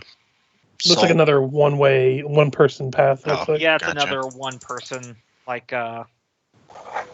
thin tunnel. Does it smell like salt water down that tunnel? It does not. I would like to see this lake of salt. Depending on what it is, and if it's leading away from these unnatural tunnels, it might be a good idea to head that direction and take a break from this experience if we can. A minute of reprieve, maybe do a bit of hunting, take a break. We'll see. I have a feeling it's not going to be much better than the path that we're taking. Well, usually where there's water, there's animals, but There's animals that are going to try to eat you. Yes, I know. You gotta eat them first. That is usually the plan, yes. Y'all see that great big long-necked woman? She tried to eat me. Couldn't get through my That thing was, beard. like, genderless, by the way. Yeah, but he's Thrum. He calls everyone a woman. I suppose that's true. Also, he's probably going to say something about how it reminds him of one of his ex-wives. And at that point, we really need to have a discussion about his taste in women. Yeah. Who would And have I thought a imagine traitorous that's the direction drow the lady would have been an conversation went. upgrade?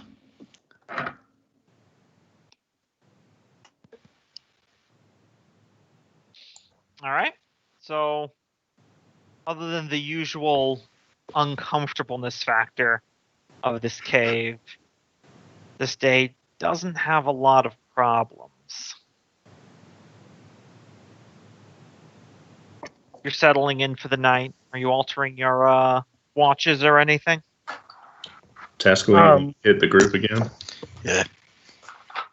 Yeah, I'm also going to encourage the humans to bundle up around the wagon, and I'm going to alarm around the wagon. Mm-hmm. So that way, if anything's going to reach out for us, we're all protected by this barrier. Yeah. So.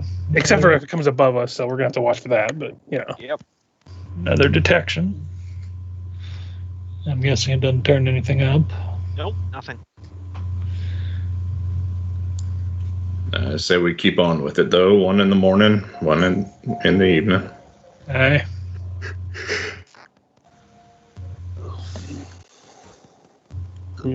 Right. Back to the normal watches, I believe. Kumbaya. Day 197. Let's see if there's anything. Actually. Oh, yeah, it's already in the list. Go ahead and pick up augury and Yeah, you can cast that as a ritual. Yeah, you don't even have to pick it up from your spell list, I don't think. You don't have to have it memorized to use it. You do actually, but then you can cast it without a spell slot. Gotcha. Otherwise, literally every cleric wouldn't ever need to pick those spells, which would make a lot of sense. So you do need to prepare. I think it's wizard. I think it's wizards then that can do that because Yes, they have it in their spell book. if it's in their spell book, then they can cast it. Clerics are different because they can select from their entire spell. All right. The next day, I assume you guys are carrying on. You assume correctly. Although we haven't heard Freya speak in a while. Mhm. How you doing, lass? Yeah. Actually, augury is kind of pointless at the moment. She should. Freya just opens her mouth and all of a sudden we just hear.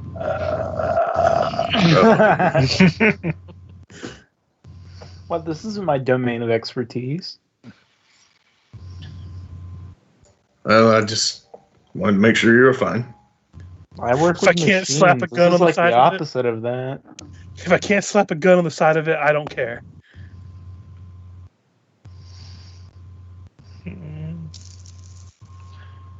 Does magic circle do? All right. You guys are walking this day. The cavern, as it twists, begins to go upwards a little bit more. And you at first don't see it in the front until the torchlight of the remaining humans, which are very closely clumped up, and they tend to whisper between themselves a lot now. But as the torchlight catches, all of you notice that there are these great reflecting light veins of silver in the wall in this section. Now, silver is normally a byproduct of the refinement of like copper or gold, but occasionally, on very rare instances, there's such a thing as natural silver, which is just occurs in veins such as this. Real thing. I did scientific research, so it's pretty rare to find silver in this larger quantities. Also lead through Galena. Mm-hmm. But yeah. Huh. Oh, we ought to mark this down on our map. There, Nolgrim, know we can come back and mine silver when we need it. No, Oh yes, I'm sure people are going to love to come here to mine. It does suggest that this mine we heard about does exist, though. Oh, that's right. It was a silver mine, wasn't it? It was a mithril mine. Ooh. Or I'm gonna actually, look sorry, at- you actually didn't hear about what type of mine it was. Nolgrim would take a closer look at the vein and see if it is silver or mithril or some other metal. Give me a I guess. Stone cutting? Yeah, I guess investigation with stone cutting. Which makes it an advantage. No, which it gives it a plus doubles 3 to it. Yep. +3. Yeah. Yeah. Okay, doubles so- your efficiency. So this +3. Mhm. 19. Yeah, that is some natural silver.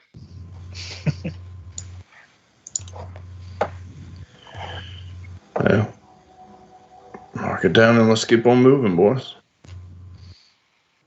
I think I said in a previous session, but I don't recall, that throughout their travels, Nolgrim would be using his cartography skill to make detailed maps. Out of curiosity, like looking at these veins, do they look like they're natural, or do they look like there's a pattern to them or any kind? Give me I guess, an investigation.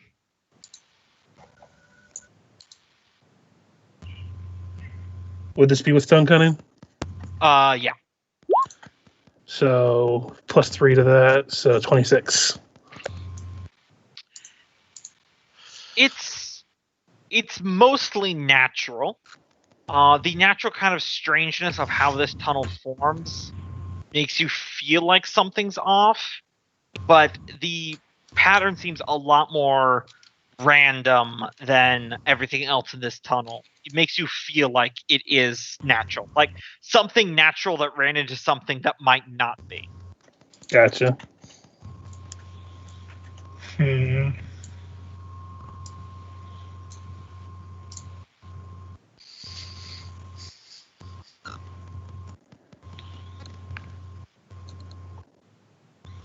Alright.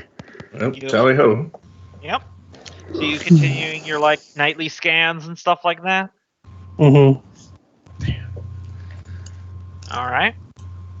Well, glyph of foreboding would be a fairly useful thing, except it takes a fairly substantial material component. Yeah. Mm-hmm. Man, what we would do for a wizard dome right now, or I guess a bard can do it too. I mean, technically, Freya owes owed a favor by a wizard. That's true. We can call him in. If you really Have to need blow up something. the whole tunnel. Yeah, I imagine having him come down to the crazy tunnel would probably go great. Or it would be fantastic. It's like advantage versus disadvantage. It just kind of neutralizes. So no detections, I'd imagine. Nope. You're still in the clear. Everyone's still alive. Maybe it did go with the bat. Yeah, that would be a fun twist that I did not see coming. So, I hope you're keeping track of all the rations, by the way, Cope. Well, right now, as long as we're not feeding the humans, we have enough from Kenneth's nightly food to be able to feed ourselves without touching our rations. Okay. By a lot, by a huge excess. Since they won't eat them. Oh, yeah. Eventually have to loan them ours. Yep. You guys... This is part of the big reason why I didn't take spells, or was a good argument in my mind not to, because the ration tracking made it a lot harder in this game, I feel like. Yeah. Mm.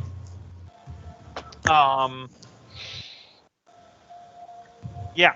You guys are continuing down the tunnel until you come across what looks like 2 more hooked horror corpses. Horses? Corpses. Corpses. Sorry. I ran out of water. We're about to see a hooked horror city. Completely hooked horror horses, hooked horror dogs. Hooked horror, working girls.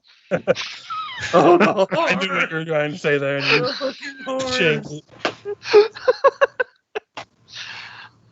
Well played. Yeah. But these ones look pretty fresh. The hooked horrors? Yeah. One of them has a lot of injuries in it. The other one has basically none. They don't look like the stab mark left from the last one. No, they look like they were fighting or something. Hmm. That reminds me of that Duergar party. They're still warm, though. Oh. We might well know what caused them to turn on each other. Let's hurry up and get out of this damn tunnel.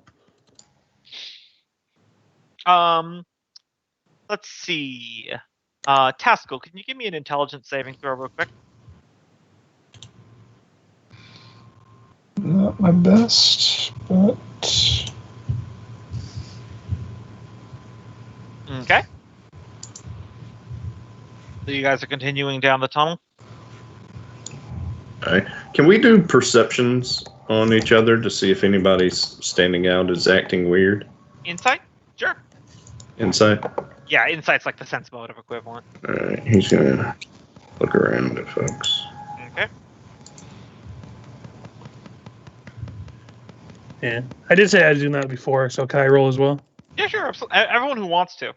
I'm gonna say it to the group that So it's not the +4, but I did roll a natural 20 for a 24. Yes. keep an eye on the horizon, on our backs, on our fronts, but right now we need to keep an eye on each other. If anybody's acting funny, we may be able to intervene before they just drop dead like these other folks are doing. Something's happening. Thrum, other than the fact that your family is equally as paranoid as you, it seems to be going all right. Fergis, you pick up that on your natural 20. You also are completely 100% certain that the humans are plotting to possibly betray or kill you. Because from their POV, you guys are nuts right now. Like, people are dropping dead, and you're, like, physically forcing people away, and then you're just abandoning corpses. Like, you fought the monster, and that was cool and all. But now you're like casting magic, which makes them very uncomfortable on literally everyone. Like Taskill does the full like chants and everything. It's very obvious what he's doing. Yeah. Looks like whatever's taking over bodies is working, and I kind of nudge my head very subtly so they don't pick up from the distance because they have a hard time seeing anyway. They don't really seem to trust us very much anymore, but doesn't mean we should just outright just leave them by themselves. Well, here's an idea, and I've come up with some bad ones, so I'm going to bounce it off of you fellows to see what you think. But we've got many doses of narcotics, and not many humans left. If we give them all a little shot, make them go sleepy, throw them in the cart, and we can try and get them out of here. Yeah, I don't think they're going to try to take any food we offer them, even if it wasn't magical at this point. I love that. They're seeming like they're really paranoid of us. What if we drunk their food? That'll convince them that the trust is real. Not really wanting them to trust us. I just don't want to have to kill these ass burgers. It just makes me think of this fucking video I saw. Like, so I had your urine tested. Like, you tested my urine? Yeah, I wanted to make sure you really liked hanging out with me, so I stole your urine so I could have it checked for dopamine levels. So that's how you know you can trust me. And he's like, wait, what? I'm not really worried about their trust. I just, I don't want to have to kill them if they attack us. Hey, if they attack us, we're probably the best to drive them off. Loath as I am to leave anyone to whatever is haunting these halls. If they attack us, it's better them than us. I agree. But if we could knock them out with some of those narcotics and just get them out of here, let them go up to the Sunland and be free of them, that's better than having another death on our conscience. Ivy ambles over. She's like 3 levels of fatigue into this. She goes, Thrum, I hate to interject here, but like, I don't think narcotics mean what you think they mean. I've never really done many drugs, so I thought narcotics made you fall sleepy. But if thought occurs, we do still have some of that drow poison doing out. You see, that would work. Yeah, but also, Ivy, are you okay? Kill him, wouldn't it? Well, I was thinking it might help the last get a good night's sleep. I haven't been sleeping great, Fergis, or at all. It's better if I just stay awake till we get out of here. I don't think that's true, but I mean, you, I suppose, but you look like you're about to die. No offense. Aye, lass, Actually, some offense. Maybe you ought to take a little... Wait a minute. Let's back up here. Y'all can regulate the poison so that it doesn't kill you, but just makes you sleep? Well, I mean, if you remember, they shot us a couple of times. We passed out. We didn't die. Yeah, that's what the drow poison does. It's for taking slaves.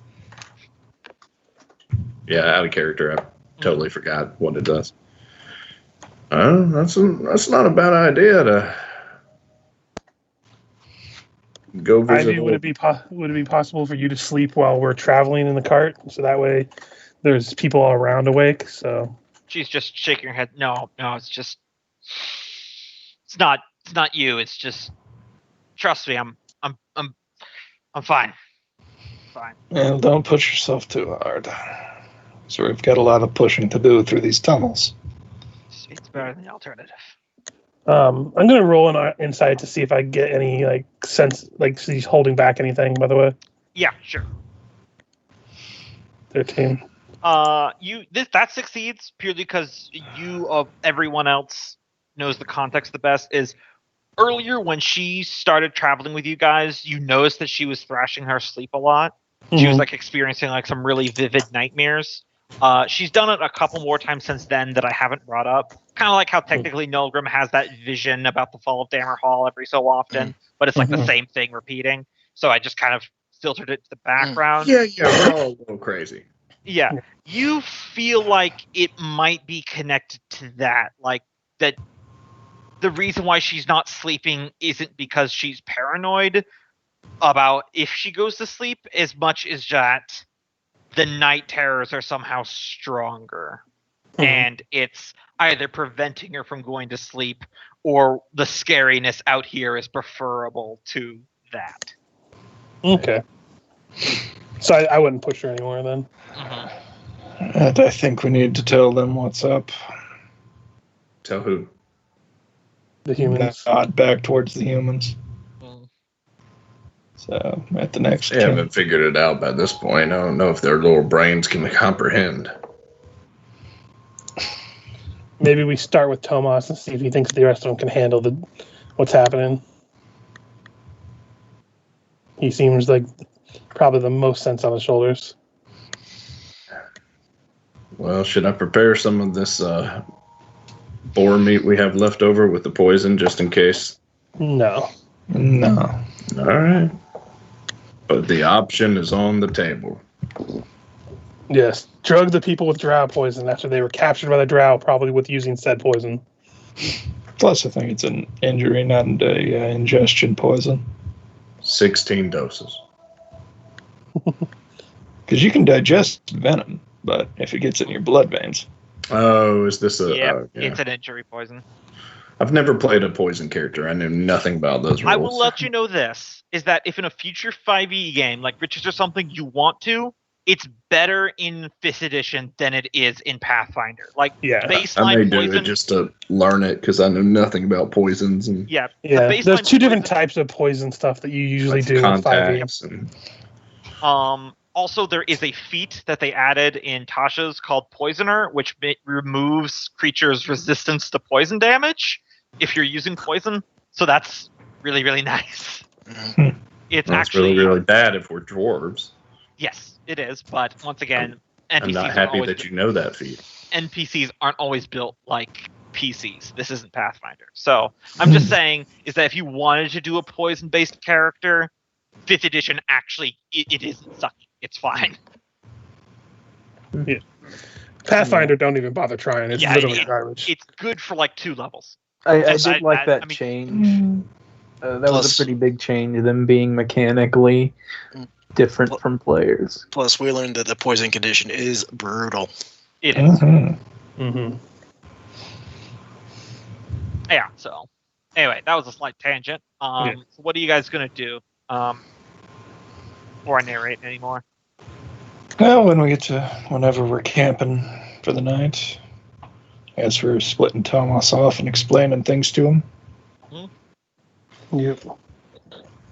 I wanted to talk to you, lad. In common. He gets a couple glances of like fear, like don't do it from the other humans, but he gives him like a calming hand and he goes, of course, step off to the side. There's some sort of beastie stalking these halls, as you've no doubt gathered. Not just the thing we fought. I haven't sensed it since just after that fight, but there's no doubt it's about. I see. Not sure how it works, but it seems to be able to embed itself in bodies. Yeah. I have a sinking suspicion that the body of the woman that last collapsed on us was in possession of said creature. That was 2 days ago, and you're only bringing this up now? Listen, you have to understand how this looks from my and my remaining people's perspective. We met you in a tunnel that you claim formerly led to salvation, and then you've led us into this, and we're losing people seemingly by the day. I did warn you about this path, but it is our only option. And I mean, how exactly do you broach a topic such as this to somebody that you have to be worried about them being possessed by a creature? We only bring this up to you now because we wanted to tell everybody now, but we wanted to know how you think the group would. Do you really think the rest of them will be able to handle it without casting more suspicion on us or even themselves? Can you tell us truthfully that that's not going to happen? That it's not going to just cause more infighting amongst everybody? They will most likely suspect you Aye.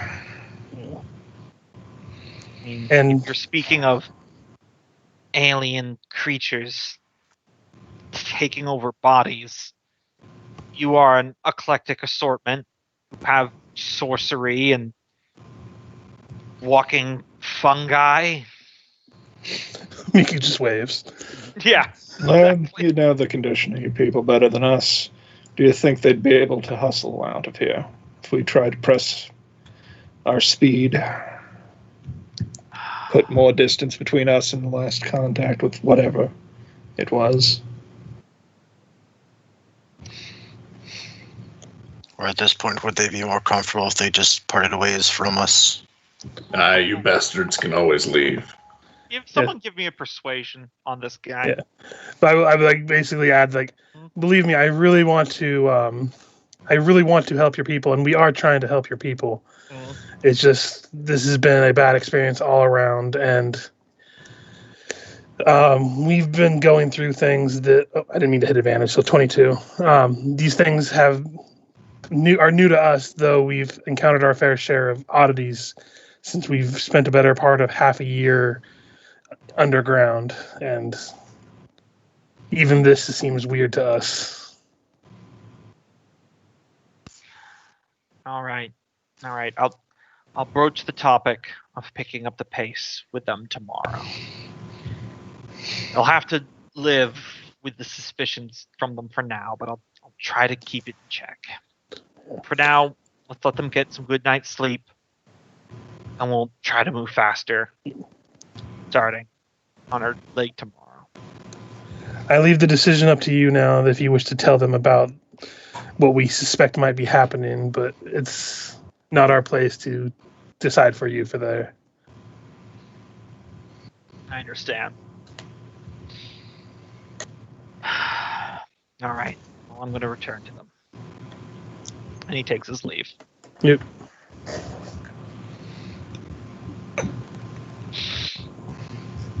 A lot more skittish than the ones from the city that I grew up around. Well, they've got their reason to be. Not just because of recent events. Ingrained suspicion of magic doesn't help matters much either. I know. I don't know much of their religion, so I can't even begin to guess as to why. That would be a good question, I guess, Gombo. Since I had grown up, is it like a religious-based thing that they aren't trustful of magic, or is it just like a regional thing? It's a half and half thing. The Lady of Purity is a commonly worshipped human god in both Avaland and Corsiconia and Lutlov. The Corsiconians are the descendants of Puritan worshippers of the Lady of Purity who went across the Inner Bay to found Corsiconia, who believe that all magic, divine, arcane, or otherwise, was something that they should abstain from. There's a long history of ancient humanity being split by the greed of would-be sorcerer kings and wizards and stuff like that. According to legend, it was the Lady of Purity that led humans from their ancestral northern homeland. That's all just like completely insane shaman warlords and things like that, and frost giants. So the Corsiconians stem from the belief that magic is just too easily attainable power that is a natural corruptor. Absolute power corrupts absolutely. It's just saying magic is too easy, and getting it from another god or something like that is basically the equivalent of making a pact with the devil, leading you in temptation. Maybe you're not getting it from your god. Maybe you are making it with a fiend and you just don't know it. So their general philosophy is no magic. Now, it's not illegal in Corsiconia, but it's one of those things that if something goes wrong in a village, the closest spellcaster is usually is blamed for it. Okay. That's like, all of you have heard of the Lady of Purity, but most of you probably spend most of your time in Avaland, where it's just like, there are a bunch of like paladins and clerics and stuff that aren't super hot about wizards, but they don't bother dwarves too much. That might also explain why the like humans and stuff would have gone to him to help unlock these things or stuff because they don't want to have to use people who are human magicians. They're like, oh, they're dwarves. They just know weird dwarven shit. Yeah, exactly. Corsiconians have a kind of like cultural jingoism where they believe that their way of life is the superior one, but they're not like derogatory towards dwarves or elves. They just like, you have good features, but take all of our good features too. Like, they think, oh, dwarves are great craftsmen, elves are very pretty, these are wonderful people, they should absolutely be in our society in our way. So, young Fergus, that's why we're heading down here. Yeah, I've seen how dwarves are. I can't say they're much better. How have you ever seen it? You've been with elves on the top land and humans for too long. You know, there wasn't just me as the only dwarf in the entire of Corsiconia, right? Aye, but they had been corrupted by those outsiders too. We get a good group of just us, build a core, build generations again. We'll redefine. And then we alienate all our allies and then lose our city again. Great. I don't know that it was because of anything about allies or alienation. I mean, if we had to add allies to help us in the time, would we have gotten to the point where we had no home of our own, no way to reclaim our home before? Allies might be fine. I mean, we can go about it anyway, but I think just purifying our group and having just a core of dwarves together without any corruption from outside people for a while. You are not going to like me as king. No, it would be good for our people, for our race, for a little while. Don't say purifying and race. like Fergus is like, oh, you are not going to like me being ruler. Like, he's not even hiding it. He's just openly saying it. You are not going to like this. If this actually happens. But as long as there's a dwarven kingdom with a dwarf on the throne again, I'll be happy. Like, looking over at Ivy, like, you know any gnomes they want a throne or anything? Because I think I'm good. I'm not saying get rid of all the Longshanks and knife ears. I'm just saying get rid of all the Longshanks and knife ears.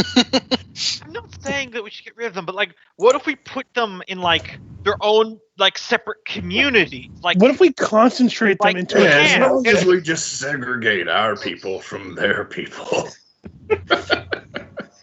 Man, it's starting to smell an awful lot like Texas. Smell gunpowder? So, you guys settle in. Now, the map does a bad job of showing you this, but the cavern actually splits directly in front of you. This way and then this way, but they literally put the junction right in the meeting of 3 hexes, so it's just impossible to see without revealing all of them. Mm-hmm. So you can either go north or you can go east. And they're both open bigger paths? They're both the exact same size as the one you're in now. Well, east is probably that the lake route. Yeah, this is probably the lake. Do we still feel like we want to take a break or keep on trudging north? I mean, I can't help but wonder if the Lake of Salt might have some sort of food there. Something. I'm willing to. It's not that far of a detour from the looks of it. If nothing else, these humans can bathe. They stink. And who knows? Maybe it isn't affected by the same sort of madness towards a possible escape. We're gonna just about halfway there at this point. As you guys are talking, you hear a scream ring up from the remaining human survivors. I'm gonna go ahead and run towards that direction. Father Mountain, here we go again. It looks like one of them had just tried to wake up Tomas and rolled him over, and his entire torso is melted in with his ribs protruding up, clearly of some sort of magical attack. Because one of you was literally hit by it, it looks like inflict wounds. Oof. It looks like what? Inflict wounds. Yeah, 3d10 necrotic damage, just pow. Nolgrim has a bit of a flashback. Yeah. The father's beard, what the... Who could have done this? Sorcery! The dwarven witch is turning his powers against us now. Hey, All right, calm down there, ladies. He was Oh, our we're leader, near our you. defender. You talked to him aside and he wouldn't agree with your schemes, so you silenced him in the night.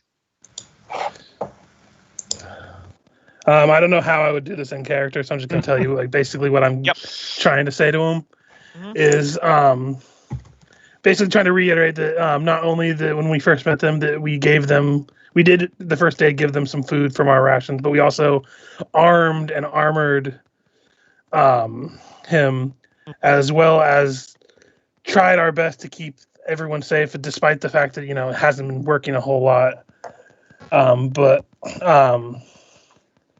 That if they do not want to travel with us because they fear the magic, we understand, but at the moment there is very little option but to either continue forward or try to go deeper back into the caves. Give me a persuasion at disadvantage. Yeah. This feels I figured it would be a disadvantage. Yeah, it's just the situation. Oof.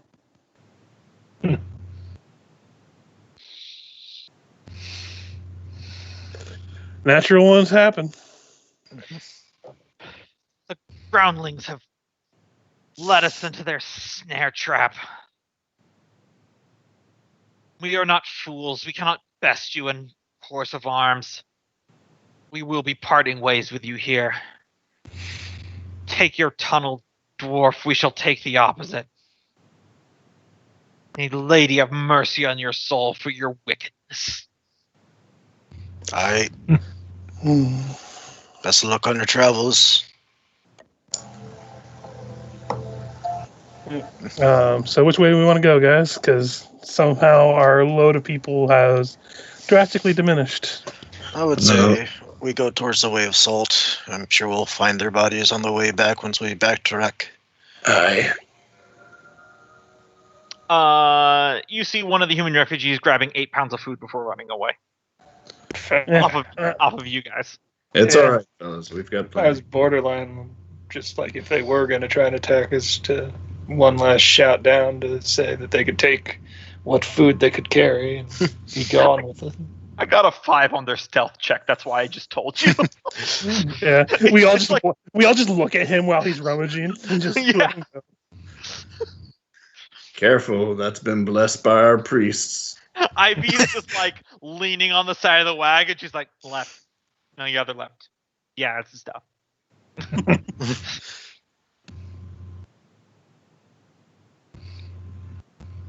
And they take, because if you guys are going north, they'll take the other direction.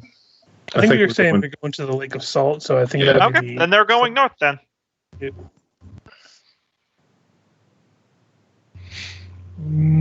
Give Good luck. Tommy the Dead some Damn of their fools. rock grave thing.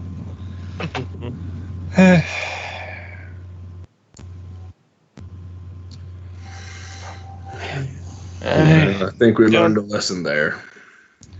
I didn't like the idea of staying in this region any longer than we need, but perhaps, well, no, if we can't find a way through this salt lake, then we'll have to double back, and if it does follow them, it'll give us a couple of moments of reprieve, I suppose, if it's hungry and wants to eat the weaker. Don't say we didn't try to help him, though. it has been 3 days since I caught wind of it. Perhaps they'll make it. You're still doing the evil scan every night, right? Yes, and Okay. morning. Good to know. So now, out of curiosity, now we got rid of that dead weight. What do we want to do about the bat issue? Do we have something that could prevent possession from spreading? I don't know what sort of magic you have, Taskill, but it might not be bad to try to root out whatever it is that is currently trapped in the demi-plane with my bat. Let's give it one more day and get over to that lake. Also, couldn't we find a new bat? Is that how that works? I don't know. Part of me is thinking that if I do bring back a different creature, that the entity will remain in the demiplane until I drop a creature back in there for a little bit and warp right back to where we started, just 10 gold worth of incense shorter. Well, Hey, there's an old I'm not sure if that's the case dwarven because proverb. Okay, there's plenty of bats in the cave. Let's move on. Also, I don't think that's quite the case because otherwise, how did that guy get his chest melted in? There's either one of the humans that did that, or the creature's still around and it just knows. Like, let's face it, Taskill's not exactly the most subtle individual when he's scanning for creatures. Well, unless if I'm wrong, the last time, or the issue started popping up again once we crossed another batch of dead people that looked like they killed each other, right? All right. Oh, wait a minute. Before we go any further, Taskill, not that I would hold ill will toward you, but you didn't blast that guy, did you? No. Okay, just making sure. Insight check. What? Might not be a bad idea.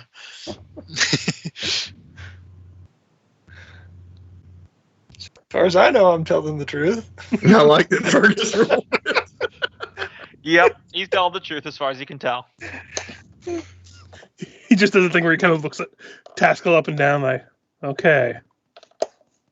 Just does the like little fingers, eyes to eyes. Yeah, Watching you can take him at his word. It's the man of the fire. Forge. There's a blessing that I could try to prepare, but it's limited. It would only affect one of us. They'd have to maintain the ward. This protection from good and evil does prevent possession. Does? How long does it last, though? Up to 10 minutes.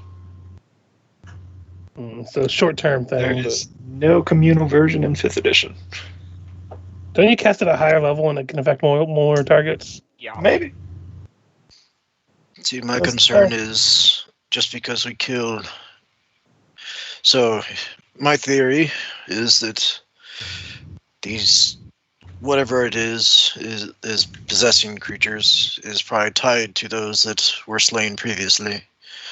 And so we had one we crossed the first batch of people that killed one another, and that one was currently in the bat that's been, relocated. And then we passed another batch, right? And we came across the issue again. So I'm fearing that death doesn't stop it. It just gives it a place to stop moving until something comes across it. So, What was the second group after the dwarves? Those two creatures, one of them killed the other one. Huh.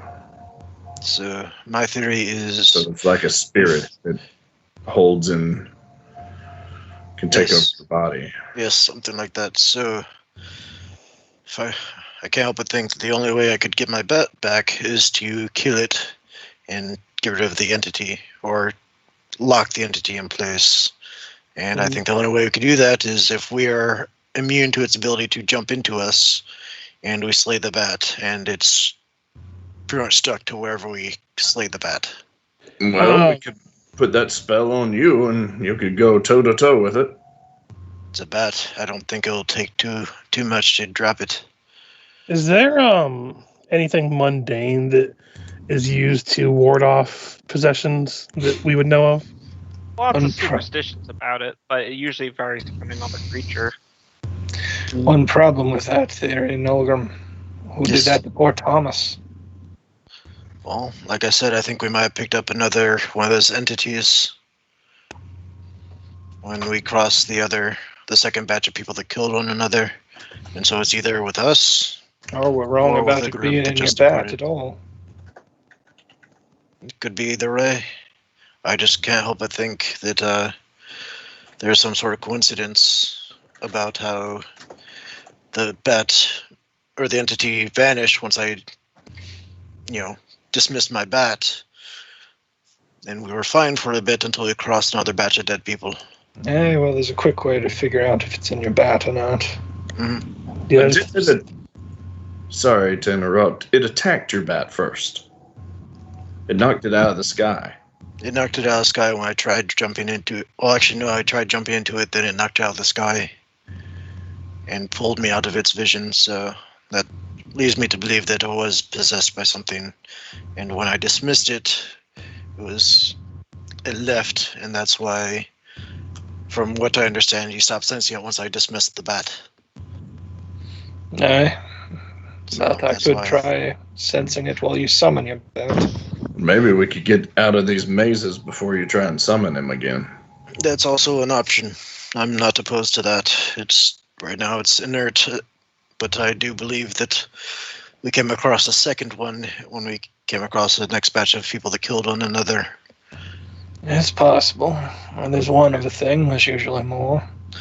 But I'm also thinking that perhaps the best way to dispose of the entity is to make it so we cannot be possessed by it, and then conjure the bat and slay it in the middle of the salt lake, where it's just there to reside until somebody comes across it somehow. Well, do you know a way to prevent it from getting into us? I was hoping divine magic would have some means to do so. Sounds like it could do it to one of us, and the rest of us could go a ways away. Well, if that's the case, it's gonna have to be me. Let's do it. But I would recommend doing it near the salt lake so that it's less likely that someone will happen across it. We can give it another day. Yeah. You guys have this conversation while marching down the tunnel. And at the end of this day, you come to the shore where basically the tunnel just exits out into a wide basin of almost milk white salt water. Ugh. You can smell the salt in the air. That's probably not going to be any good for drinking, lads. Didn't expect it, but we might be able to, at the very least, stock up on some salt if we need to cure some stuff in the future. Yeah, that's a good idea. Might also be a good place to conjure a bat slated for death. Well, do you want to take a day's walk that direction? We'll wait here for you. I'd much rather check the shoreline together first, make sure nothing tries to jump out at me. Also, to be 100% clear how this shoreline works, is it's not like it's a beach. It's literally a 15-foot wide tunnel, water. Oh, it opens into wider cave full of water. Here, Gotcha. let me just reveal a little bit of the immediate area, because you can only just see a little bit, but technically into other hexes, but I'll just do this. I mean, technically we have a boat. Yes, and last time we wandered out into the middle of the water, we got rewarded pretty nicely. If you guys see Alright. Jump on a boat. I got a boat, and Do we want to try that, though? Because we're going to be leaving our wagon here. And that. I mean, do we really trust our scorpions not to die from whatever else is roaming in these caves? how big of a boat can we make? You know, honestly, nowadays, I don't know that we need the wagon much longer, fellas. I could put everything in the wagon into our bag of holding right now, plus twice as much food as we've got. Until we run into more stuff that we want to bring with us. It's one of those things. Well, remind me, how big could we make our folding boat? If you look into magic items. A ship 24 feet long, 8 feet wide, 6 feet deep. I mean, you could absolutely load all your stuff onto that, but it'd But be would like that a fit? day of loading. Look, Yeah, me and probably not going to get much wind out of I here. don't think Ivy looks like she's ready for any sea travel, and me and Miku could sit here with the wagon and see if we can't do a little scrounging while y'all go off on a voyage. Does it look like this? Like, does it feel like the uneasiness is lessened at all since we've come down here? Not super duper in the tunnel behind you, but the same malefic presence isn't hanging over the water. I mean, it honestly might honestly be good to take a day and load up and try to get onto the water with a bigger boat, and then just have some peace of mind for a day. Alright, let's do it. I mean, we don't have to take the wagon if we're planning on coming back. Just put the scorpions in the bottom and let's head on. And put on a couple of things we don't want to miss that are in the wagon, and I can fit it all in the bag of holding. okay, yeah, we can just leave the wagon itself here then. Gombo, I looked it up, and 5e bag of holding holds 500 pounds, so I assume that's 50 bulk. Mm-hmm. That's what I put on the bulk sheet. Okay. Yep. So yeah, we can easily carry everything we've got in the bag of holding. Yeah,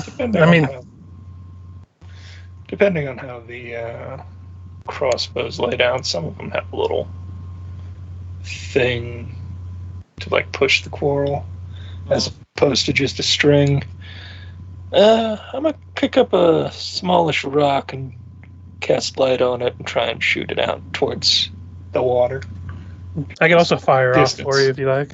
Yep. But I don't want to waste a It bolt. goes a good distance, and it plunks into the water. The rock floats because, like the Dead Sea in real life, the salt in this is so dense. It's super easy to be buoyant. Like, it would actually be an effort to try to drown yourself in this water. Yeah, I've seen pictures of people just like laying on top of it and floating on their backs. I would like to do that before I die.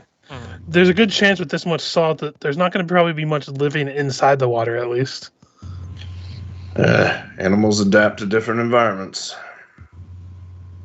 Fair enough, but I can't imagine anything big, at least, because where would it get its food supply? Probably a bunch of stupid dwarves getting into a boat and under the water, or under the ground. Part of me is curious what it looked like if we had the underbolt here, but at the same time, I doubt we'd see much. I don't think there's much. Unfortunately, that doesn't fold. Also true, but I'm curious what resides beneath. But anyways, I say we row out and see what... See if maybe we can get a decent night's sleep on the water that maybe Ivy can actually finally pass out. Like, look at her. She's probably, like, death's door looking. Mm-hmm. I think that's a good idea. So we're going the second command word version, the 24 foot Yeah. At boat. least if it follows it, there's nowhere for it to run. Will the boat actually fit without scraping the top of the roof Yes, of the it will. cave? Okay. Then yes. second Also, word. I didn't note it in the sheet, but this particular variety doesn't have the mast because it was designed by gnomes, and they're like, I'm underground. I'm not going to put a mast on this thing. That would be makes sense. dumb. So it's just got oars instead. And it can hold 15 creatures comfortably, so. Mm-hmm. Oh, it has a deck cabin, so people can have some privacy. Keep asking for that privacy. You and Ivy can go in there. I mean, she can when I'm done. She sits up. What's going on? You gotta quit playing. It sounded weird. Don't worry about it. No, seriously, I didn't hear. What's going on?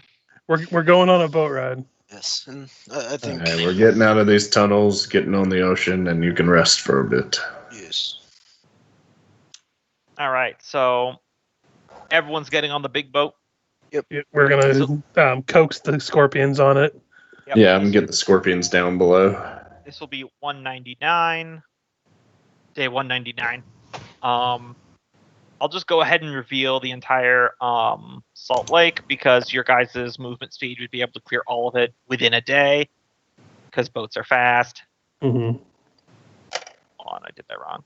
Yeah, if we get out there and we feel relieved, we might stay out there a couple of nights. Or at least a night, so we can recover and not have to worry about it. I mean, we got free food, a couple of days and nights. How long does it take to recover from exhaustion in this? Just a night of uninterrupted sleep, I believe. I thought it was a long night A long rest with uninterrupted. for each point, or is it all of it cleared out? Well, her particular variety is like just sleep deprivation, Okay. not like hard manual There's certain labor or circumstances. Okay. Yeah. poison. Yeah, I'm ruling like no, good sleep would actually help. And I'm saying there's no rush to get back. We're not missing anything if Yeah. we flip around for a tunnel. Yep, there is a tunnel on the other side. As I said, it's not very big. Boats move very fast. Does the tunnel also kind of have the same kind of uneasy look to where the tunnel we came from is? You would need to get out and check, but you're Okay. Well, out on the water. Yeah, I say we spend a day in the middle of the lake. Are you still doing the scans there, Taskill? All right, so this says we're pretty much at our end time. Since you guys said you're staying a night, so starting on day 200 next session at the night you did your scan, Taskill, and it is on the boat with you. Oh no! The call is coming from inside the boat. I don't know where to run. I mean, all right, everyone, draw your swords. Last man standing is the one that's not evil. So was it there the night before, or I guess once they part ways we didn't scan it. Radius, but still. Okay. Yep. So yeah, next session. Murder mystery on the cruise ship in the Salt Lake. I like Who wants a TPK? Who's the imposter? Mm-hmm. Well, if there's one thing I know about history is you got submerge somebody until they die, and if they die, then they were not the witch and they were innocent.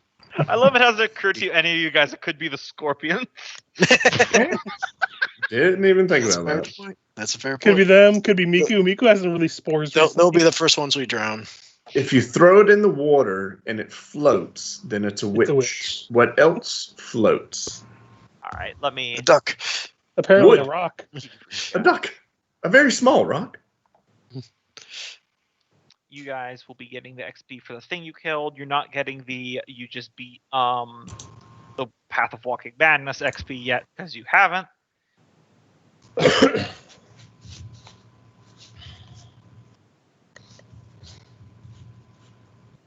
Right, so let's see.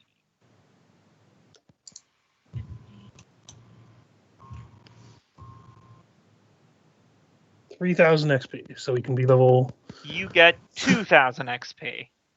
Oh wow! You cocktease. Well, it's because that thing that you killed was CR7, and then I awarded you extra for all the roleplay and mystery solving. That one thing was 2,900 experience points all on its own. So. Well, chances are next session we'll be leveling up. So. Yep. Don't worry. We'll get more experience too because half of us will be dead. there you go. It's rather leveling up or crashing this campaign with no survivors. I was gonna say, you see, we get half the experience back from what you have gained maximum. Who has the melt bomb? Darn! It's always the other Michael. campaign. Yeah, I got it over mine. here. What do you guys need it for? Yeah, if anyone was gonna have a melted bomb, it would be our Artificer. Yep. Just gonna need you to go ahead and prime that. This is the actual picture from the Magic the Gathering card that thing was. It's called a Woe Strider. Nice. It's so delightfully creepy. Yeah, it pretty much is the same thing from Warcraft, but creepier. It's just lankier and more bizarre.